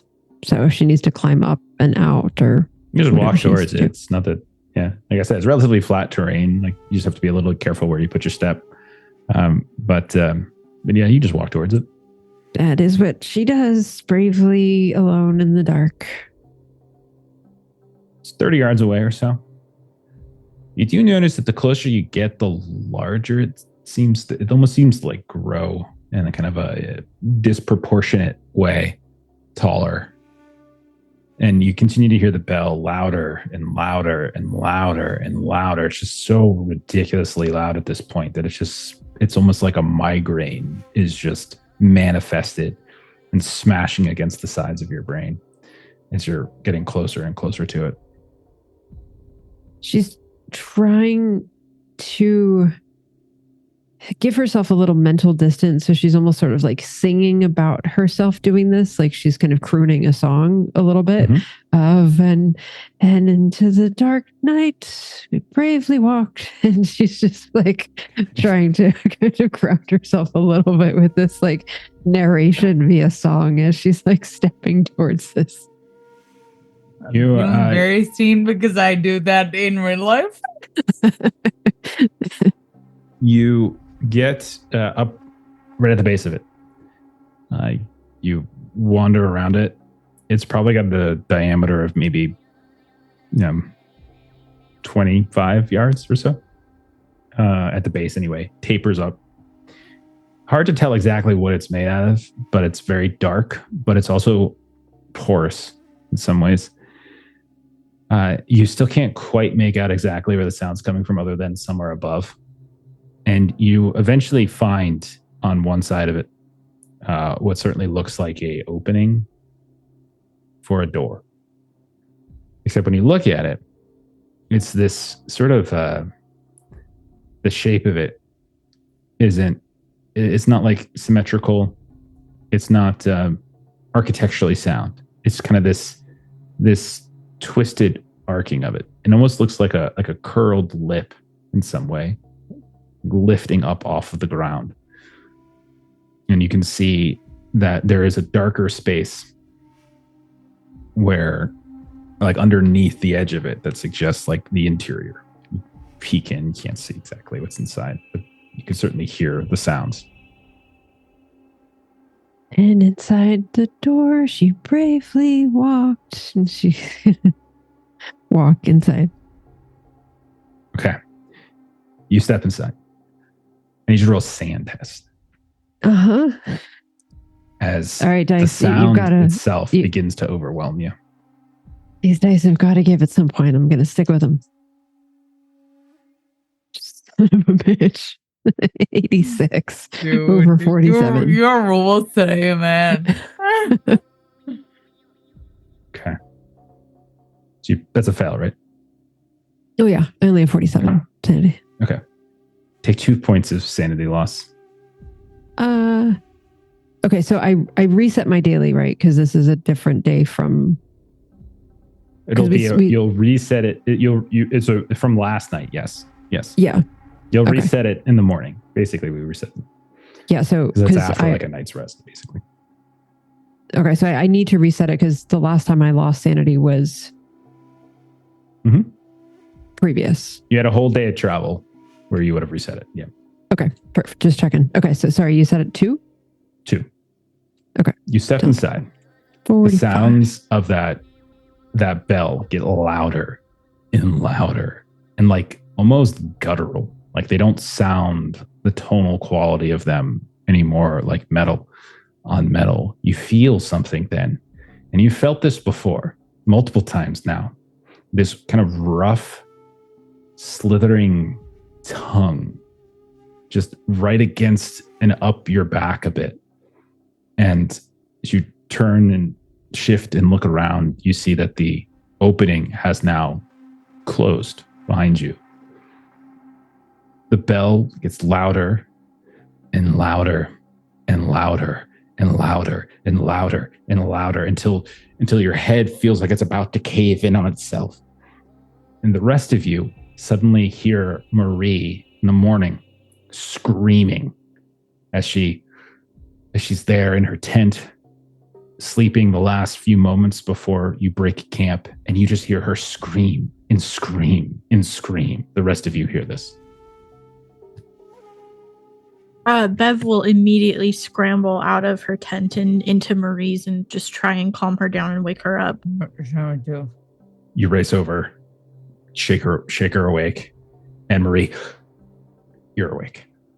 You have memory of everything up until you stepped inside. You felt that tongue. Something else happened, but it immediately disappears from your mind. But you know that something more came of that encounter, that vision, that dream, that reality, whatever it was, but it's immediately slips from your mind. But you have everything up until that moment that you walked inside. Oh, make it stop. Make it stop. Marie, what happened? It's okay. Oh, no, it stopped. Oh, it finally stopped. It's okay. Is it the tower? The tower outside? What tower?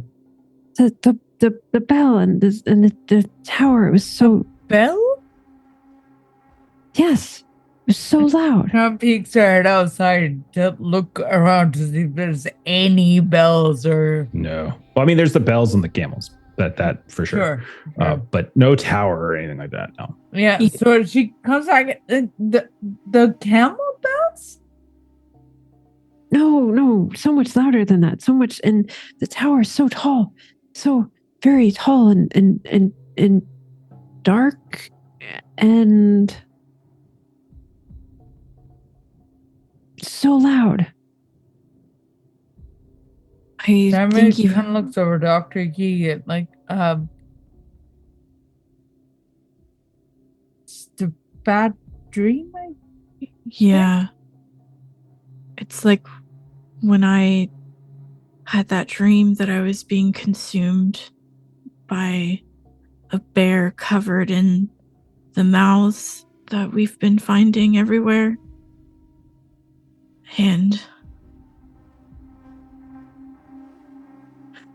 then, Shyma's previous dream that she had, she didn't have one here in Djibouti, but she had one back on the plane, right? Yeah.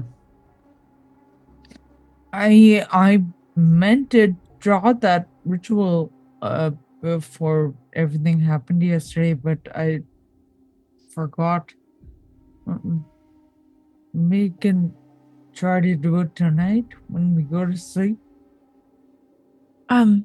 Will you write your dream down?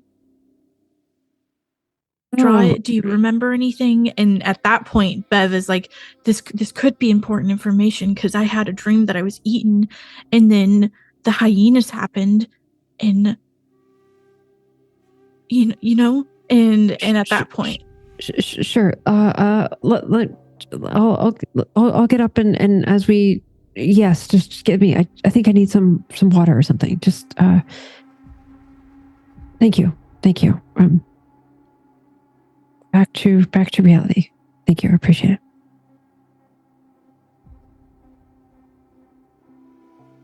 And Marie will kind of go outside and stretch her legs, and like she heard them and believed them, but she will still go outside and she will still look, and she will obviously not see a tower.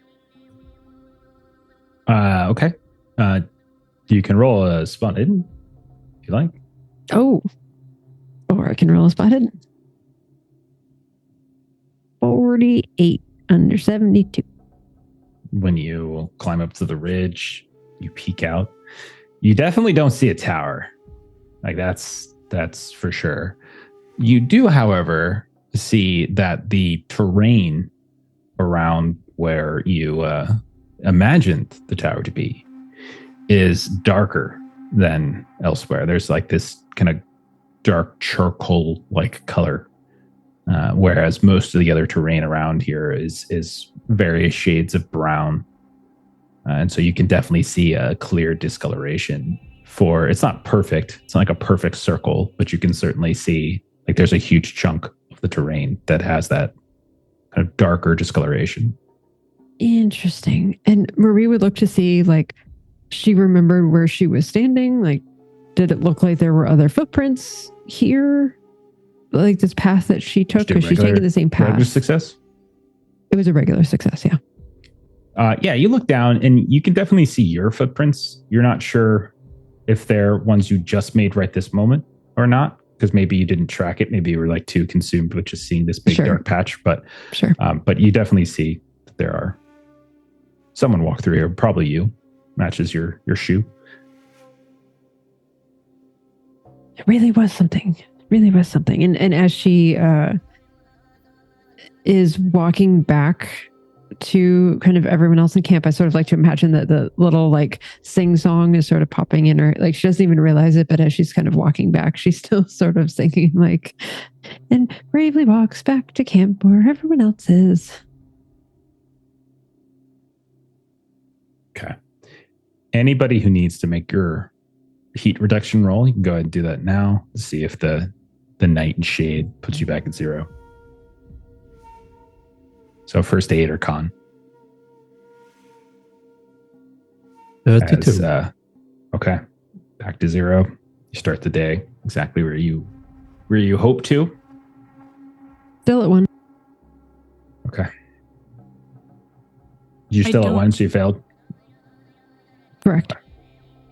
All right, so remember that you will have a 10% penalty to all physical skill and attribute checks for this day until it gets worse, because it probably will. Okay. Shyma succeeded, so back down to 0. Right to 0. So only Marie, which makes sense. You had a weird night. You probably weren't to refresh. So day continues. You get back on your camels. You can tell in some ways Jerome wants to go slower, and he seems to be worried about some of the patches that you're traveling through. Once or twice, you can see like a camel maybe veers a little too closely to what looks like a pool, and he quickly kind of shoos it like with his like stick. He kind of slaps it against the ground to catch its attention, things like that. And so he is like moving at a much slower pace, whereas like Captain Moreau, you can see, is trying to like push and push. A few times you catch sight of, well, actually, let me roll the track test for, man, I roll way better track tests for Will than Steven does. That's 2 successes in a row. You find occasionally these treads of, like, think of like some of these are like craters in some ways, right? And you have these ridges that go up, and then down in the center, there's a very large, almost semi-flat crater with this like kind of discolored acidic pools and such. And it's not drinkable water by any stretch. And that's definitely what you see. You see Jerome try to like shoo the camels away. But more than once, you see like a broken ridgeline that doesn't look natural. It looked like somebody had tried to like drive over it or down it, and the terrain is all kind of shot this way or that. Or you see like a broken edge to one of these pools, or maybe a tire smashed down into it. So you can definitely tell that someone has passed through here. Whether you're fairly certain you're far behind though. Like you don't think you're keeping pace, especially with how fast Jerome is taking you. I need, at one point, as you're cresting down one of these craters, you can see that the actual flattened earth is very pale, like a pale brown, almost yellowish color to it. And you can see he's like steering in this sort of circuitous path. Like he's definitely not taking the direct route. And at first glance, it seems like there's no real reason for him to make this circuitous path like across this crater. And that's when suddenly you feel, some of you, the earth begin to crack beneath your feet. I need everyone to make a ride if you're riding the camel, you can make the choice. If you're riding the camel, make a ride test. If you think you're walking, make an animal handling test. As you see, the earth beneath your feet begins to crack as this thin salt crust begins to fracture. And both you and your camel are threatened to go through that crust. So from a meta perspective, I would like to say, right, animal handling, but Marie's got a twisted ankle, so she's going to be riding. Okay. Yeah, Shyma's also riding in field with the 62 over 5. Okay. Yikes.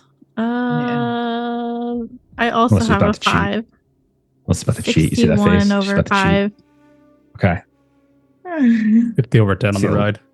Everyone's failing, except for Melissa, the only person who didn't roll it in Foundry. So, Melissa, what did you roll? I've been rolling out of Foundry all night and failing so many things, but I'm mad because I took audience boosts, which means that I don't get to increase this. But I have a 25 in ride and I rolled a 3, but I had taken boosts, so I don't get to check it. So that's what you get for not playing it the way Long plays it. He's just like, I don't need any boosts. Yeah, fail like the rest of us. Exactly. Okay. So, Marie, you are maybe the last in the line, we'll say. And that allows you a little bit more time to essentially just pull on the rein of the camel, and you just suddenly start to veer to the left. You slam into the side of the crater. But in doing so, even though it's kind of awkward and some of this earth, trundles down on top of you and on top of it, you manage to dodge out of the way of a fissure that is now cracked and open, almost like ice cracking. Think of it sort of like that. The rest of you, however, it's just too late for you, and it's all around you as you see these spiderweb cracks begin to form, and then the crust gives way, and your camel and you fall. It's not an enormous fall. It's only like 3, 5 feet, 6 feet, something like that. And it's at sort of different levels. But each of you, as you see it open up and you fall, you hear the sounds of splash. And your camels, who have largely been fairly quiet, scream out in pain. I need one. You can make a choice here. You can make a jump test to try to leap off the camel and not fall to the side into this acid pit that you have fallen into, this acid pool beneath the crust of the earth. Oh my gosh. Or you can roll a dodge test, but in doing so, you're basically just saying screw the camel at that point. As the three of you have fallen. Let me check how Will did. I rolled an 8 for Will on Look at Ride. you. Nice. You should just always roll for Steven. I am the best version of Will. You're He's really quiet, good. he's not being an asshole, and he's being productive. Look at that. I don't Crazy. know if I even have jump. Yeah, it should be under J. It should be alphabetized, but you should have it. Just above still. languages. I do. Okay. Yeah. I'm gonna rip it. I rolled a natural 1 for Captain Moreau, Ooh. and I rolled a 59 for Jean. So Jean's gonna fall. I get to improve my jump. You passed? Look at Yeah. Look at you, girl. Awesome. Okay. 27 under 30. Okay, let me go around. Off Marie, a you're good. second. I didn't have to roll, right? Yeah, It you're was good. just the You're other fine. three? Okay. You and Will and Captain Moreau and Jerome, the four of you, I think I counted that correctly. The four of you managed to keep your camels and kind of rear them off to the side, and they kind of either fall down onto a safe spot or you smash into the side of a ridge, but the rest of them fall in some way. Okay, so Shyma, I see you rolled a 19. Is that right on your jump? 19 under 60 for jump. You manage to leap off the camel as it's teetering over, and like you can hear it crying in pain as it's landed in this acid pool, and it's hurting the bottom of its leg. It's not like it's a super deep pool, but it's landed and it's obviously taken some pain. But you leap off of it, and you tumble and roll, and you don't land in the pool itself, and so you manage to keep yourself from actually getting caught up in the pool itself. Patrick, you rolled a 43. Is that right? Yeah, it's a fail for me. As you try to like contort your body so that you don't get pinned underneath this camel that's falling down into this pool, you're able to leap off, but unfortunately you don't quite get the clearance that Shyma did, and you do in fact fall into this acid pool.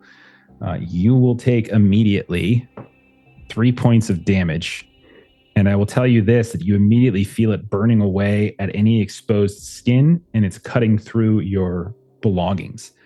For as long as you remain in the pool, you will continue to take persistent damage every round you remain in here. I need you to roll a luck test.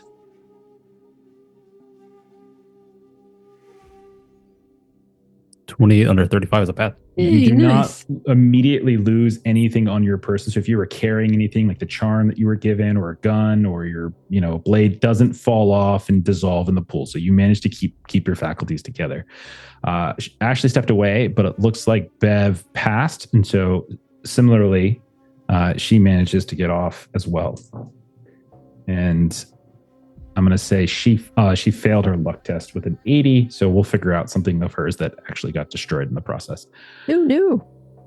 So right now, Shyma, you and Bev are like right at the edge, having sunk down about a 5-foot drop.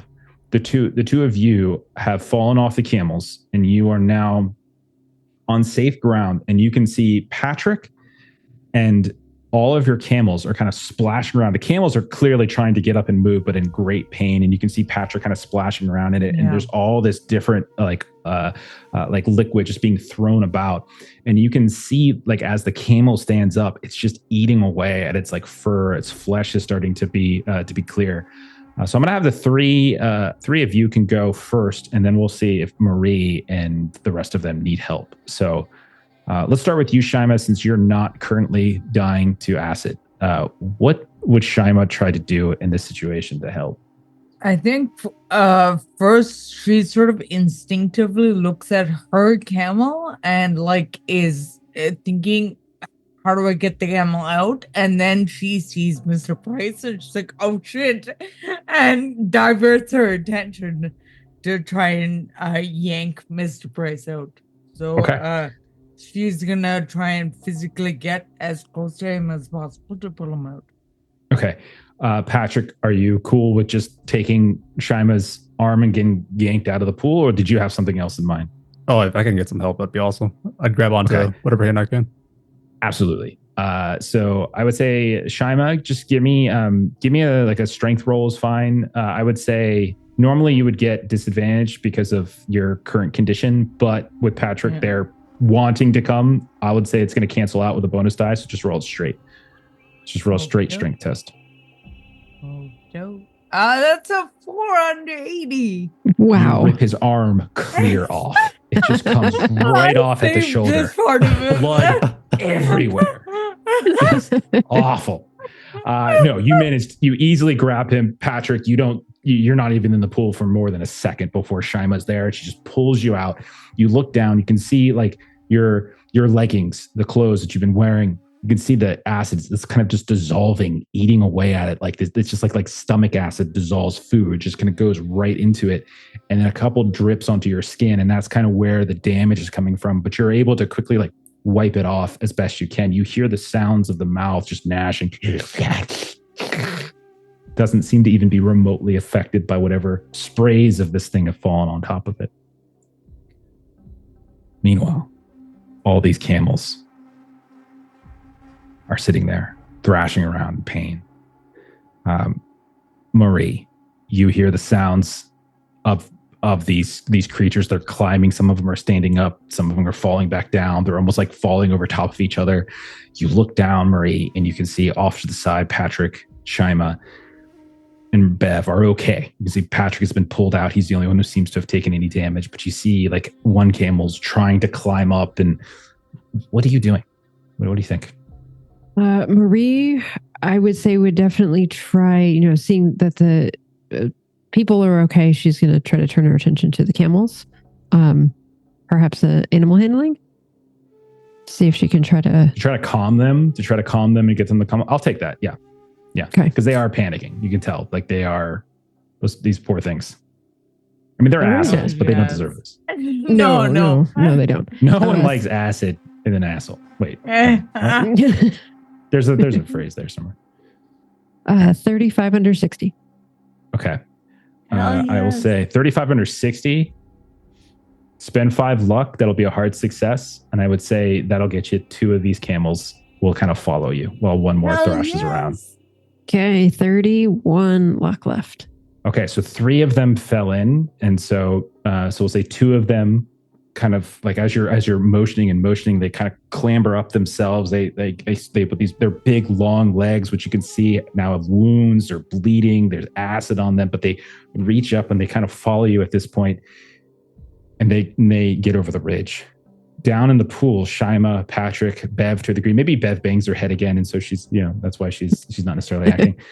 But Patrick and Shyma, there's still one more in here that's kind of leaned over to the side. Maybe it's yours, Patrick, and it's trying to get back up. I would make a Tauntaun reference, but I feel like no one would get it. But it's basically I would get it. As it's making this horrible pain. You got one more. How do you help it? It's literally been taking damage because it's in there. I'm fine, but my camel. Try to reach down to his reins and give it like a direction to come towards. Just pull it. You can do animal handling. You can do a straight up strength test. But the strength test, I want a hard success because you're literally just physically pulling a much larger creature than you out of here. There's no support I might offer on strength. You can offer it, but I still feel like 2 people trying to physically pull a flailing camel is still going to be a hard success required. Yeah. But I hear what you're saying. I'll take that. Strength better than a 5 animal handling. Okay. Your face when you said animal handling, you were like, ugh. I guess you guys just don't want to improve your animal handling. 100. That's a good rate. Oh. I'm going back, I guess. Long. The lead snaps and you go flying back. I'm going to say, as you do so, the camel splashes back down into the pool, and this arc of acid comes up and over and lands on you, Patrick. Take 2 more points of damage as you get a little bit of rain on you. Shyma, you watch as the camel was almost up, but then falls back in, and you can see it falls onto its side. Its head nearly goes plunging underneath it. It lifts up its head, and it's just, you hear this terrible croak. And then you hear, and you look up, and you can see on one of the ridge lines, you can see there's Captain Moreau, and he's got like gun out, and he just shot the thing. As it was like, you could tell the whole half side was just completely dissolving at this point. But you did manage to save 2 of them. And he looks down at you all. He said, come up. And he like holds a hand out. He's kind of putting the gun back away in its holster, and he kind of holds the hand to kind of help pull you guys up.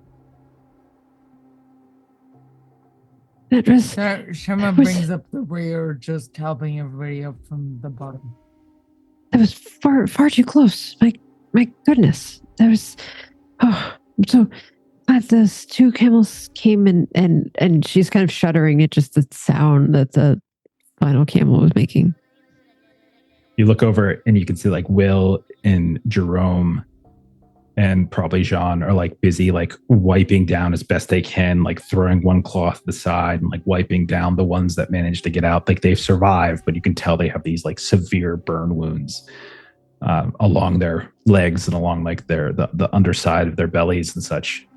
But they will probably heal over time. But there you can tell that they're like certainly in pain. All of you, go ahead and give me a sand test.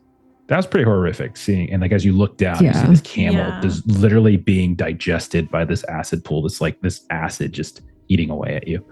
Just give me a sand test. While we're doing those rolls, welcome raiders from Unreasonable Lumpy. Awesome. Thank you so much for that raid. Hope you don't like camels, because they're really bad. I don't mean this. I rolled a 2. Really? Oh, that's interesting. Oh, it's so fascinating. Okay. Did my roll go through? I don't see it. No. Okay, I don't see it. Yeah. Shyma, I see a pass. Bev, I see a fail. Yes. Patrick, I see a fail. 78 is fail. Bev, Patrick, we'll take a point of sand loss. It's really just like this horrific image as you look down, and you just see like this. When you look down at from up on the ridge line, you look at where the thin salt crust is cracked. You see this pit, and the ridge along the outside of this pool is like gnarled and ridged. It almost looks like this erratic teeth and fangs, and you just see the acid in the middle just dissolving away this huge mass and an alarming quickness, to be honest.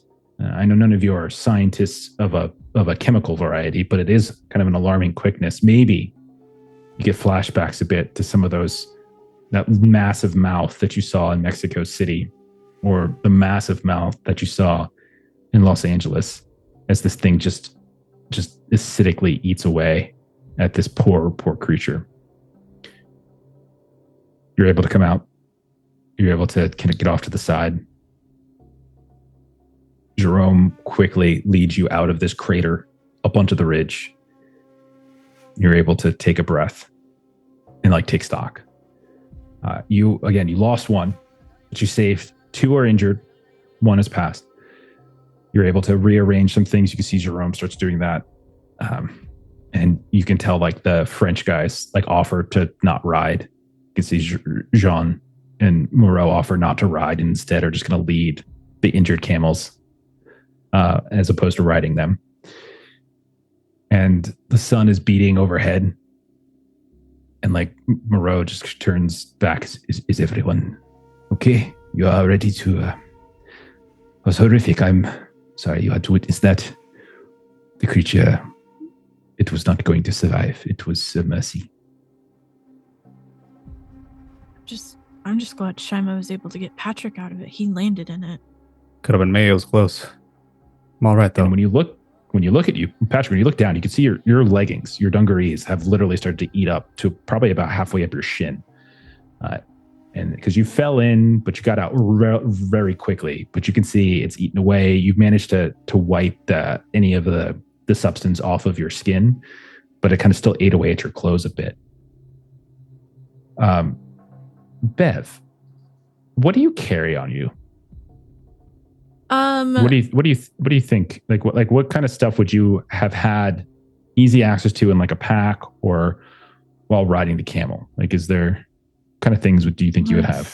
see. I know she had like her compass and stuff. She has her memento. That's like the button that she had for her mom.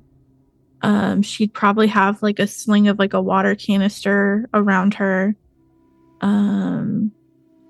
What other kind of gear? She's memento, your water canister, and what was the first one you said? Compass. Compass. Okay. All right.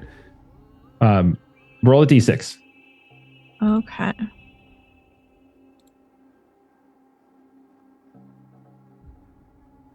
Four. Okay, your water canister then.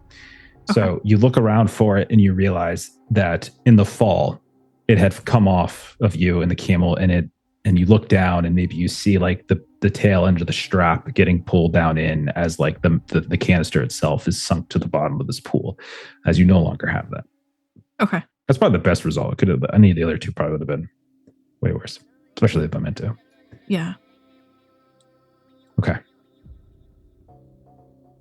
So, after some time to rearrange packs, now that you have one fewer camel, and you can see like Jean kind of limping still from the jackal, but very stoically kind of fine with it. And you can see like Louis and Jerome talking like animatedly at a distance.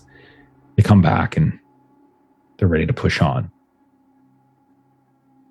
Is there like a test we can do to see if we can recognize like the ground that Jerome has been avoiding so we can also try? Yeah, I like it. Ooh, I will good call. take. I'll take either survival, desert, or natural world because this is less of this Okay. is about Ooh, observation. I I'll don't take have natural world, too. survival desert, but I do have natural world. nice. Yeah, if everyone And a wants to give 10, that or do you have a little more? I have 50, so Oh, but that's She's right. fine. if You- he's you letting everyone go roll on your it, so expeditions. we can try and Oh no, I've got 10. improve these. If you I critically failed fail. with the 14. you fall into another acid and die. Oh, God. I got a hard success. Nice. Okay, I- excellent. I'm willing, if I get extra information, I'm willing No. to spend 5 luck. Okay. Not at all. No. Hard success. You would be able to deduce. You have passed by several places where you've seen these pools visible on the surface, and the thin nature of what you fell through. It's basically like a salt crust that sometimes forms, and it's not like you're ever going to fall a significant distance, but sometimes that salt crust, if it hasn't been kind of cleaned out, it'll kind of hover over it, and sometimes underneath, like these pools will bubble up. You're fortunate that it was just acid, as there are potentially like volcanic fissures as such as well, which would probably be even more disastrous. So I would say Yeah. with your hard success, you would be able to know like certain dangers like this. So like this and like a fissure that might pop up from time to time. Cool. All right. And she'll explain the best she can to the rest of the group of kind of what to watch out for. Good eye, Dr. Okay. Key. Thank you. You push forward, and around, I would say later in the day, just before eve, you at a distance you kind of come down this slope. It kind of reminds you to some degree of Sabo Remo when you arrived. When you look off in the distance, you can see kind of to the northwest the sun on the horizon. You can tell about a half mile away there are some smoke lines, and it certainly looks like a settlement. And as you start to approach, you can see a group of, just like Sabo Remo, a group of men, these Afar warriors, these men carrying these large spears. You can see approach the group. And each one of them, the spears themselves are you would imagine quite sharp, but they are bedecked in some cases with little notches and things and little ornaments of some kind. And as they approach, you can see once more Jerome and Louis, the captain, are like the first two to come to speak. And you've been through this before. So any of you who have like visible multiple weapons, you either make them well known and seen, or you put them completely away. You don't kind of try to obscure them, right? And definitely you would know that guns specifically need to be seen, and they are somewhat uncomfortable. But nonetheless, you see this group come up to you. You can hear the sounds of an exchange of voice. Mostly Jerome seems to be doing the talking. And then eventually you're waved up once more. The exact same process that you went through at Sabo Remo.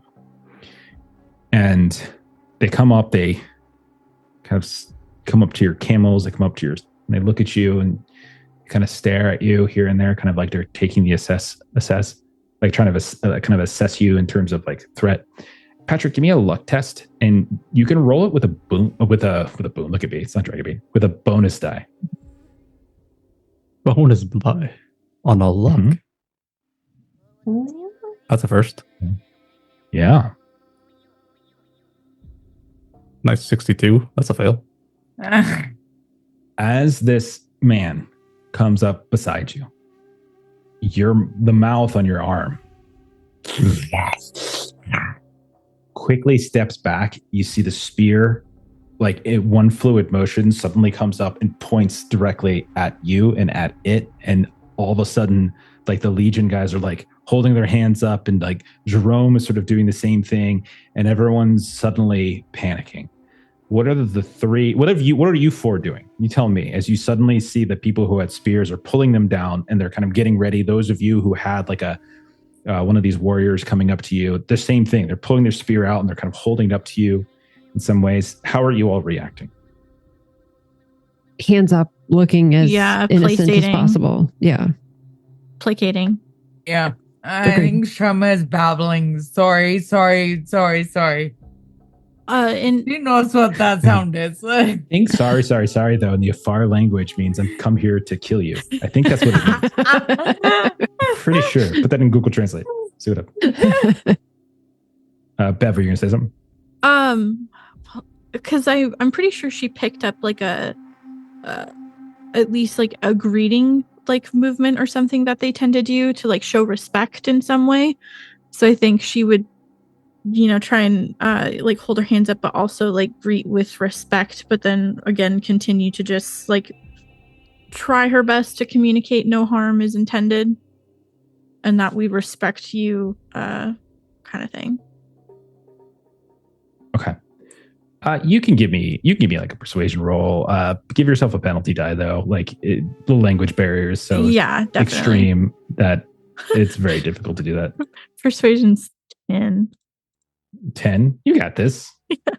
Grab a couple roll 2 twos. Boost if you want. Oh, that's a 96. You rolled a 6 and a 96. Yep. That's amazing. If only I didn't have the penalty die. Yeah. If only you would have learned Afar. You did not. I tried. You're talking, you're gesticulating, and you can see like they are holding this spear up to you, and then one of them like reaches up like to the neck of the camel and like pats the back of the head, and the camel suddenly just starts to sit, and they grab you by a sleeve. Okay. And they're like kind of tugging you. They're not stabbing you, but they're like tugging you off the camel. Like they're not full out like ripping you down, but they're trying to forcefully grab your arm. Yeah. You hear like one of these warriors, like this older one. You can see, and now that you look at him, you realize he doesn't really have a spear. It's actually just a cane, and he's standing behind, and he like speaks something, and Jerome says something back, and then points at Bev and Patrick and Shyma and Marie and Will, not the French guys. Louis is like, what is it? Patrick, what did you do? Mr. Price, what did you do? Because you still haven't shown him this, and he is not familiar with this. So he's like, what did you do? What is it? Quiet. And he looks very like panicked, like he looks nervous. What do you say, Patrick? Can't really hide this. But I'll put one hand up to show I'm not a threat. But if they want to search or poke at me, like they're gonna do it. You hold the hand up. You hold your arm up, and it just starts and spitting all this acid everywhere. Jean and Louis, what in good heaven? And you just hear them start to babble and like in French because it's the first time they've ever seen this. Then that's when you feel the same thing that happened to Bev happened to you. The camel gets kind of tapped down and it listens and it kind of collapses and they begin to pull you from your other arm off. Shyma, Marie, Will, you're all kind of getting the same thing. And Jerome is pointing at the five of you. And like one or two of the warriors are like holding spears up to the French guys. And Jerome is you can see the universal sign for waving that off, not the two of them, but just the five of you. Are any of you resisting? No. Nope. Hands up. Just what is getting off. Hands up. And Shyma is saying sort of frantically in English, I can wrap it. As you frantically say that and like hold your arms up, I assume, like in the universal sign, you can see your stump. And then they start to get very panicked at that as well. Yeah. And you can see suddenly like they're holding this, that, and like look over at Jerome, and Jerome is like pointing at you and kind of nodding, and you don't really know what's happening, but something about the fact that you have this stump that seems to be significant, something about the mouth seems to have drawn their attention significantly. Yeah. They start to pull you away. All of you get pulled off your camels. You can see more warriors start coming up, and you find yourselves like outnumbered suddenly, 2-1. And you are quickly being escorted away from the camels, away from the Frenchmen. You hear the sounds of Louis and like Jean calling out after you, like saying, just become beautiful, and then yelling at Jerome, what is this? What is the meaning of this? And like kind of shouting left and right. And so you can tell you're gonna save us, right? You're gonna save us, right? We're fine. We don't need to save him. No, we do. No, please do. Louis translate anything that Jerome has said? You guys don't speak the language. I know, but Louis does. So I was wondering if he translated anything for us. Like, that's actually a good question. Let me roll a sand test for him to see if he kept his cool after seeing Patrick's thing. He might. That's fair. He might say something. Okay, 21. He passes. Nice. Okay, so he calls out to you, and you're only getting like really quick snippets. Yeah. And it's something about the mouth. Something about the mouth, and then Shyma is what is a cultist? You hear as like you're pulled out of earshot, and you all are being forcefully, but not like violently, but forcefully led through this settlement. And again, the Afar people are more nomadic. Like you don't really see a ton of settlements. Yeah. And you can tell that this one is a little bit more permanent. When you were in Sabarima, there was more of a trading post. This seems there's somewhat more permanent dome shelters and such here and there that you pass by. You can see people are kind of scrambling and hiding. Children duck into some of these shelters, these tents. The ground is dry, salt cracked. You're very familiar. Looks basically like Will's skin. You can see that there's some wind-smooth stones here and there. You see this pale curve of this shallow spring that kind of arcs off and around, but like no one really seems to be near it, despite the fact that it's a spring. You pass by and you hear the sounds of bells of camels, and you look over. It's not your own, but you can see this little thorn enclosure, and there's more. Jerome is with you, but hasn't said anything to you either. You pass by what looks like this ring of upright stones. They're kind of leaned at like different angles, almost like plinths in some ways. And then you can see there's plenty of people who have like outside. They have like their mats, and they have some of them are crafting or cooking or kind of going through and butchering an animal. Again, these are all sights that are very familiar to you. You pass by one man who is like wearing like these reddish robes, and you can see he's like threading like beads, it looks like, and little scorched pieces of metal through like goat hair, maybe. And he kind of stares up at you. He's got this scar running down his face, and then you see him look to the side, and he has another one down the other side of his face. And he just kind of watches as you pass and sneers. And then on the far ridge that is on the opposite side of where you entered this little settlement, you can see these like stone slabs kind of half swallowed by dust, and in front of it there is this dome. And you watch as like a couple of these guys who've been escorting you like pull open the flaps of this tent, and then you kind of almost like you're getting arrested. You're getting ducked down underneath it and pushed inside. It is a warm air filled with some kind of scent. You can tell something's burning in here, some kind of herb, incense, something like that. You are unable to stand. It's probably especially uncomfortable for you, Shyma. It is not small, but is certainly not comfortable for the amount of people that are in here. As you can see, Jerome follows you, a few of the spear guys. And at the far side of the dome of this room, you can see that there is a woman in a dark flaps, dark clothing. She looks up at you when you come in, and you would probably put her in her 50s or 60s. She's got a couple scars kind of along her forehead.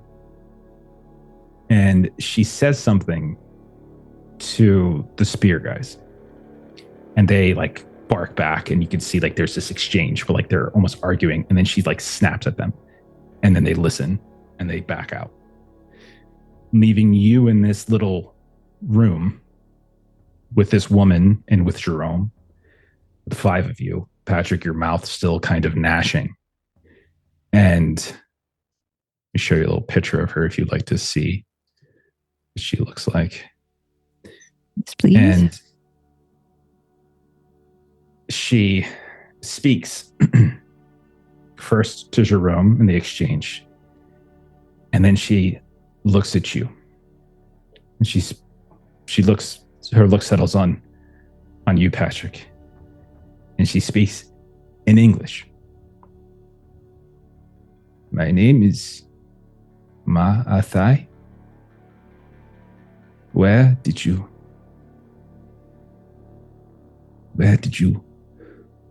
get that mark on you?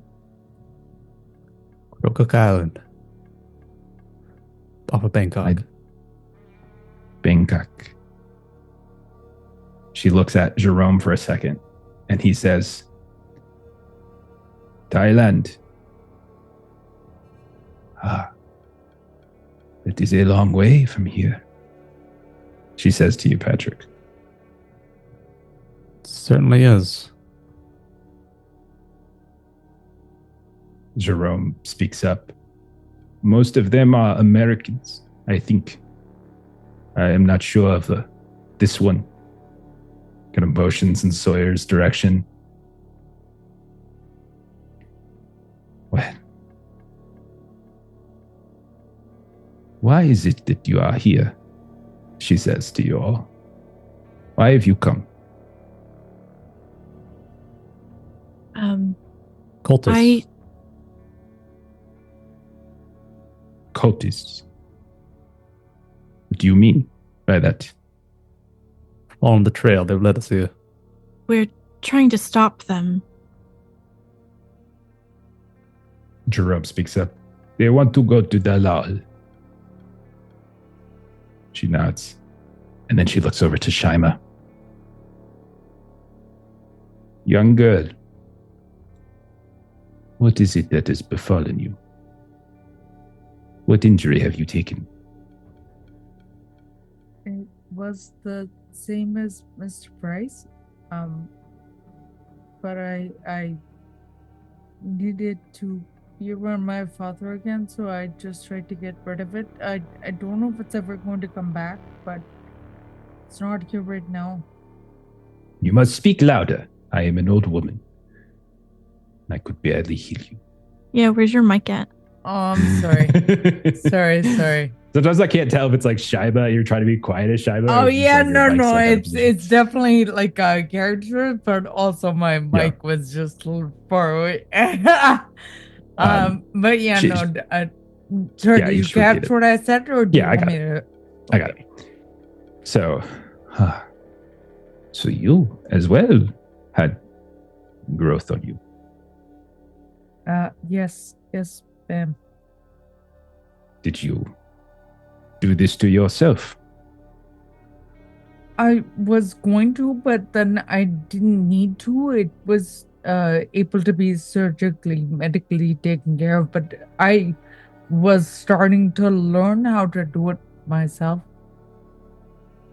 A woman placed the growth on them. South Woman? Zircon? She looks at Jerome again.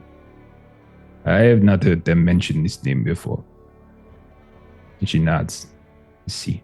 And he's been speaking in perfect English this whole time. Yeah. Yeah. So He Shyma noticed. is looking quizzically at him this Wondering. whole time and hasn't broached, but it is visibly like clocking that.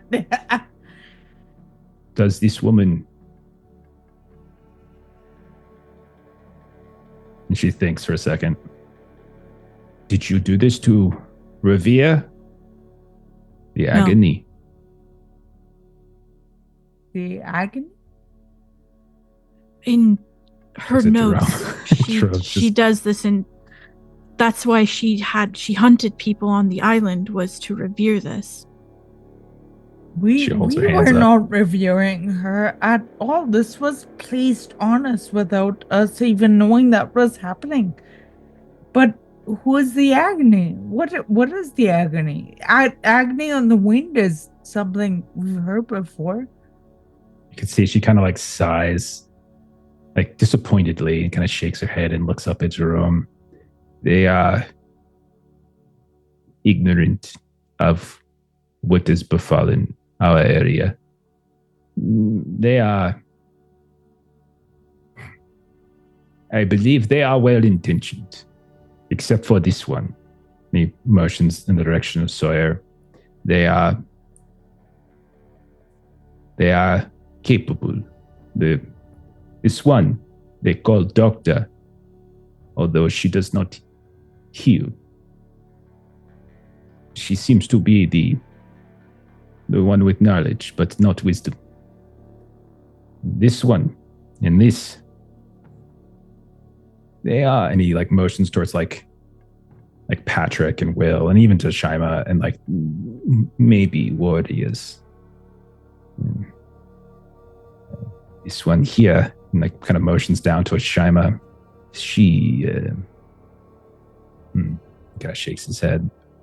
She wants to learn, but her focus goes to other things, to other people. And then he looks over at Maitreyi, and this one is a long way from home. And like Martha, she nods her head. But I believe they are not enemies of us. They are enemies of the law, the agony. But they know not what they come here for. They come here for the white man. She like kind of shakes her head. The professor, the one from the dig site. She nods. Where? George Ayers? They both kind of like, if that is what you call him. And Malachi says, well, it seems you have passed, although not spectacularly, the test that we have put in front of you. If Jerome says that you are well-intentioned and says that you are not enemies of us, then we are not enemies of you. My name is Maitreyi. This is Jerome.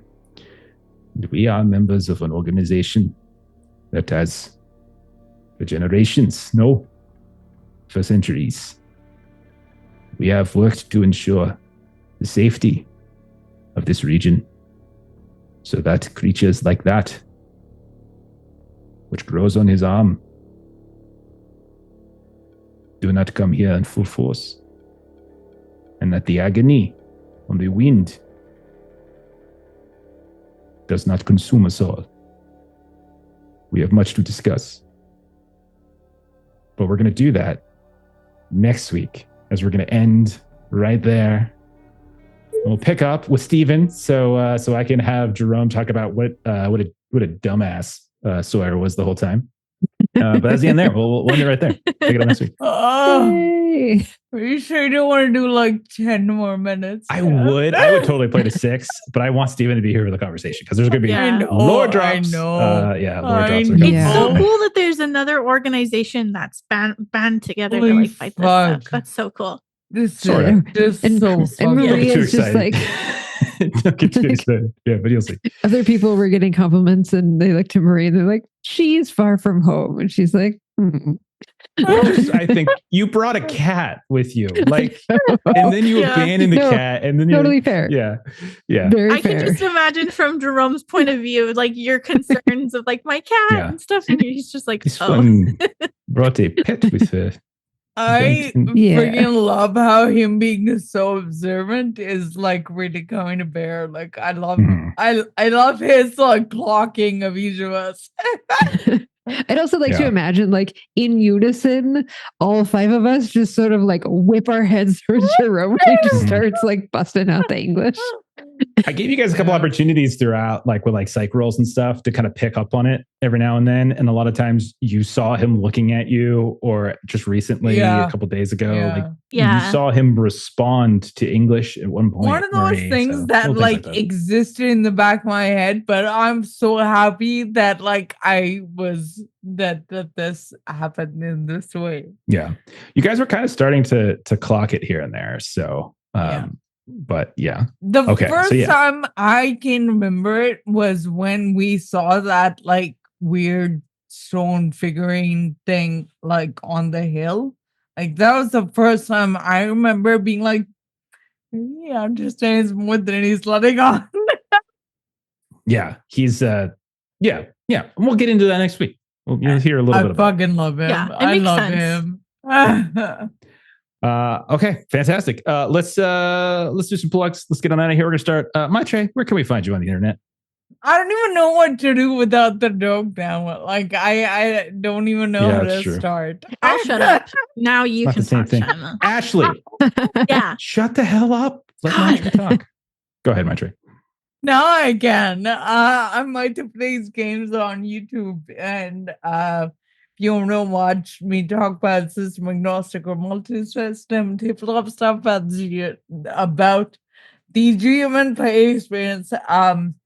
Hoping to get back to it sooner rather than later. I've spent this week like scripting videos and like getting my space like reset up. So hopefully you'll see something new from me soonish. Awesome. Yay. Very excited. Awesome. Something else I'm excited about. Huckleberry RPG. Hell yeah. HuckleberryRPG.com. The guy who's supposed to be sitting over here to the middle, he made a game. It's called Huckleberry. It is a Weird West RPG, action, horror, cinemax. Awesome. So much fun. And you should take a look at it. There's a quick draw edition if you want to take a look at it. And later this year, there's going to be some crowdfunding for a proper full book.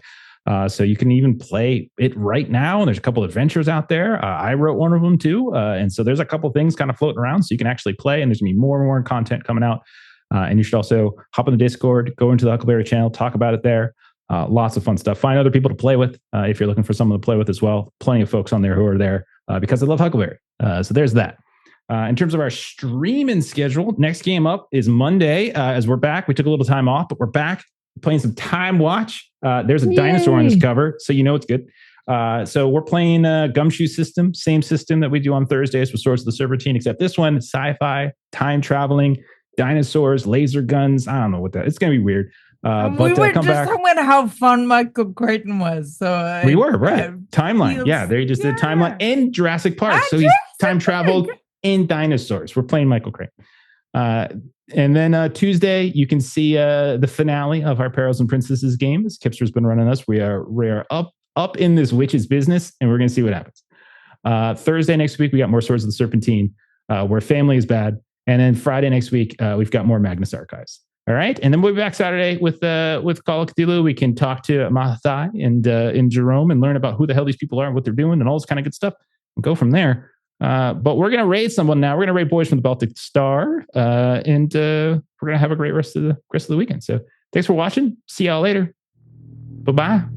I'll be seeing you.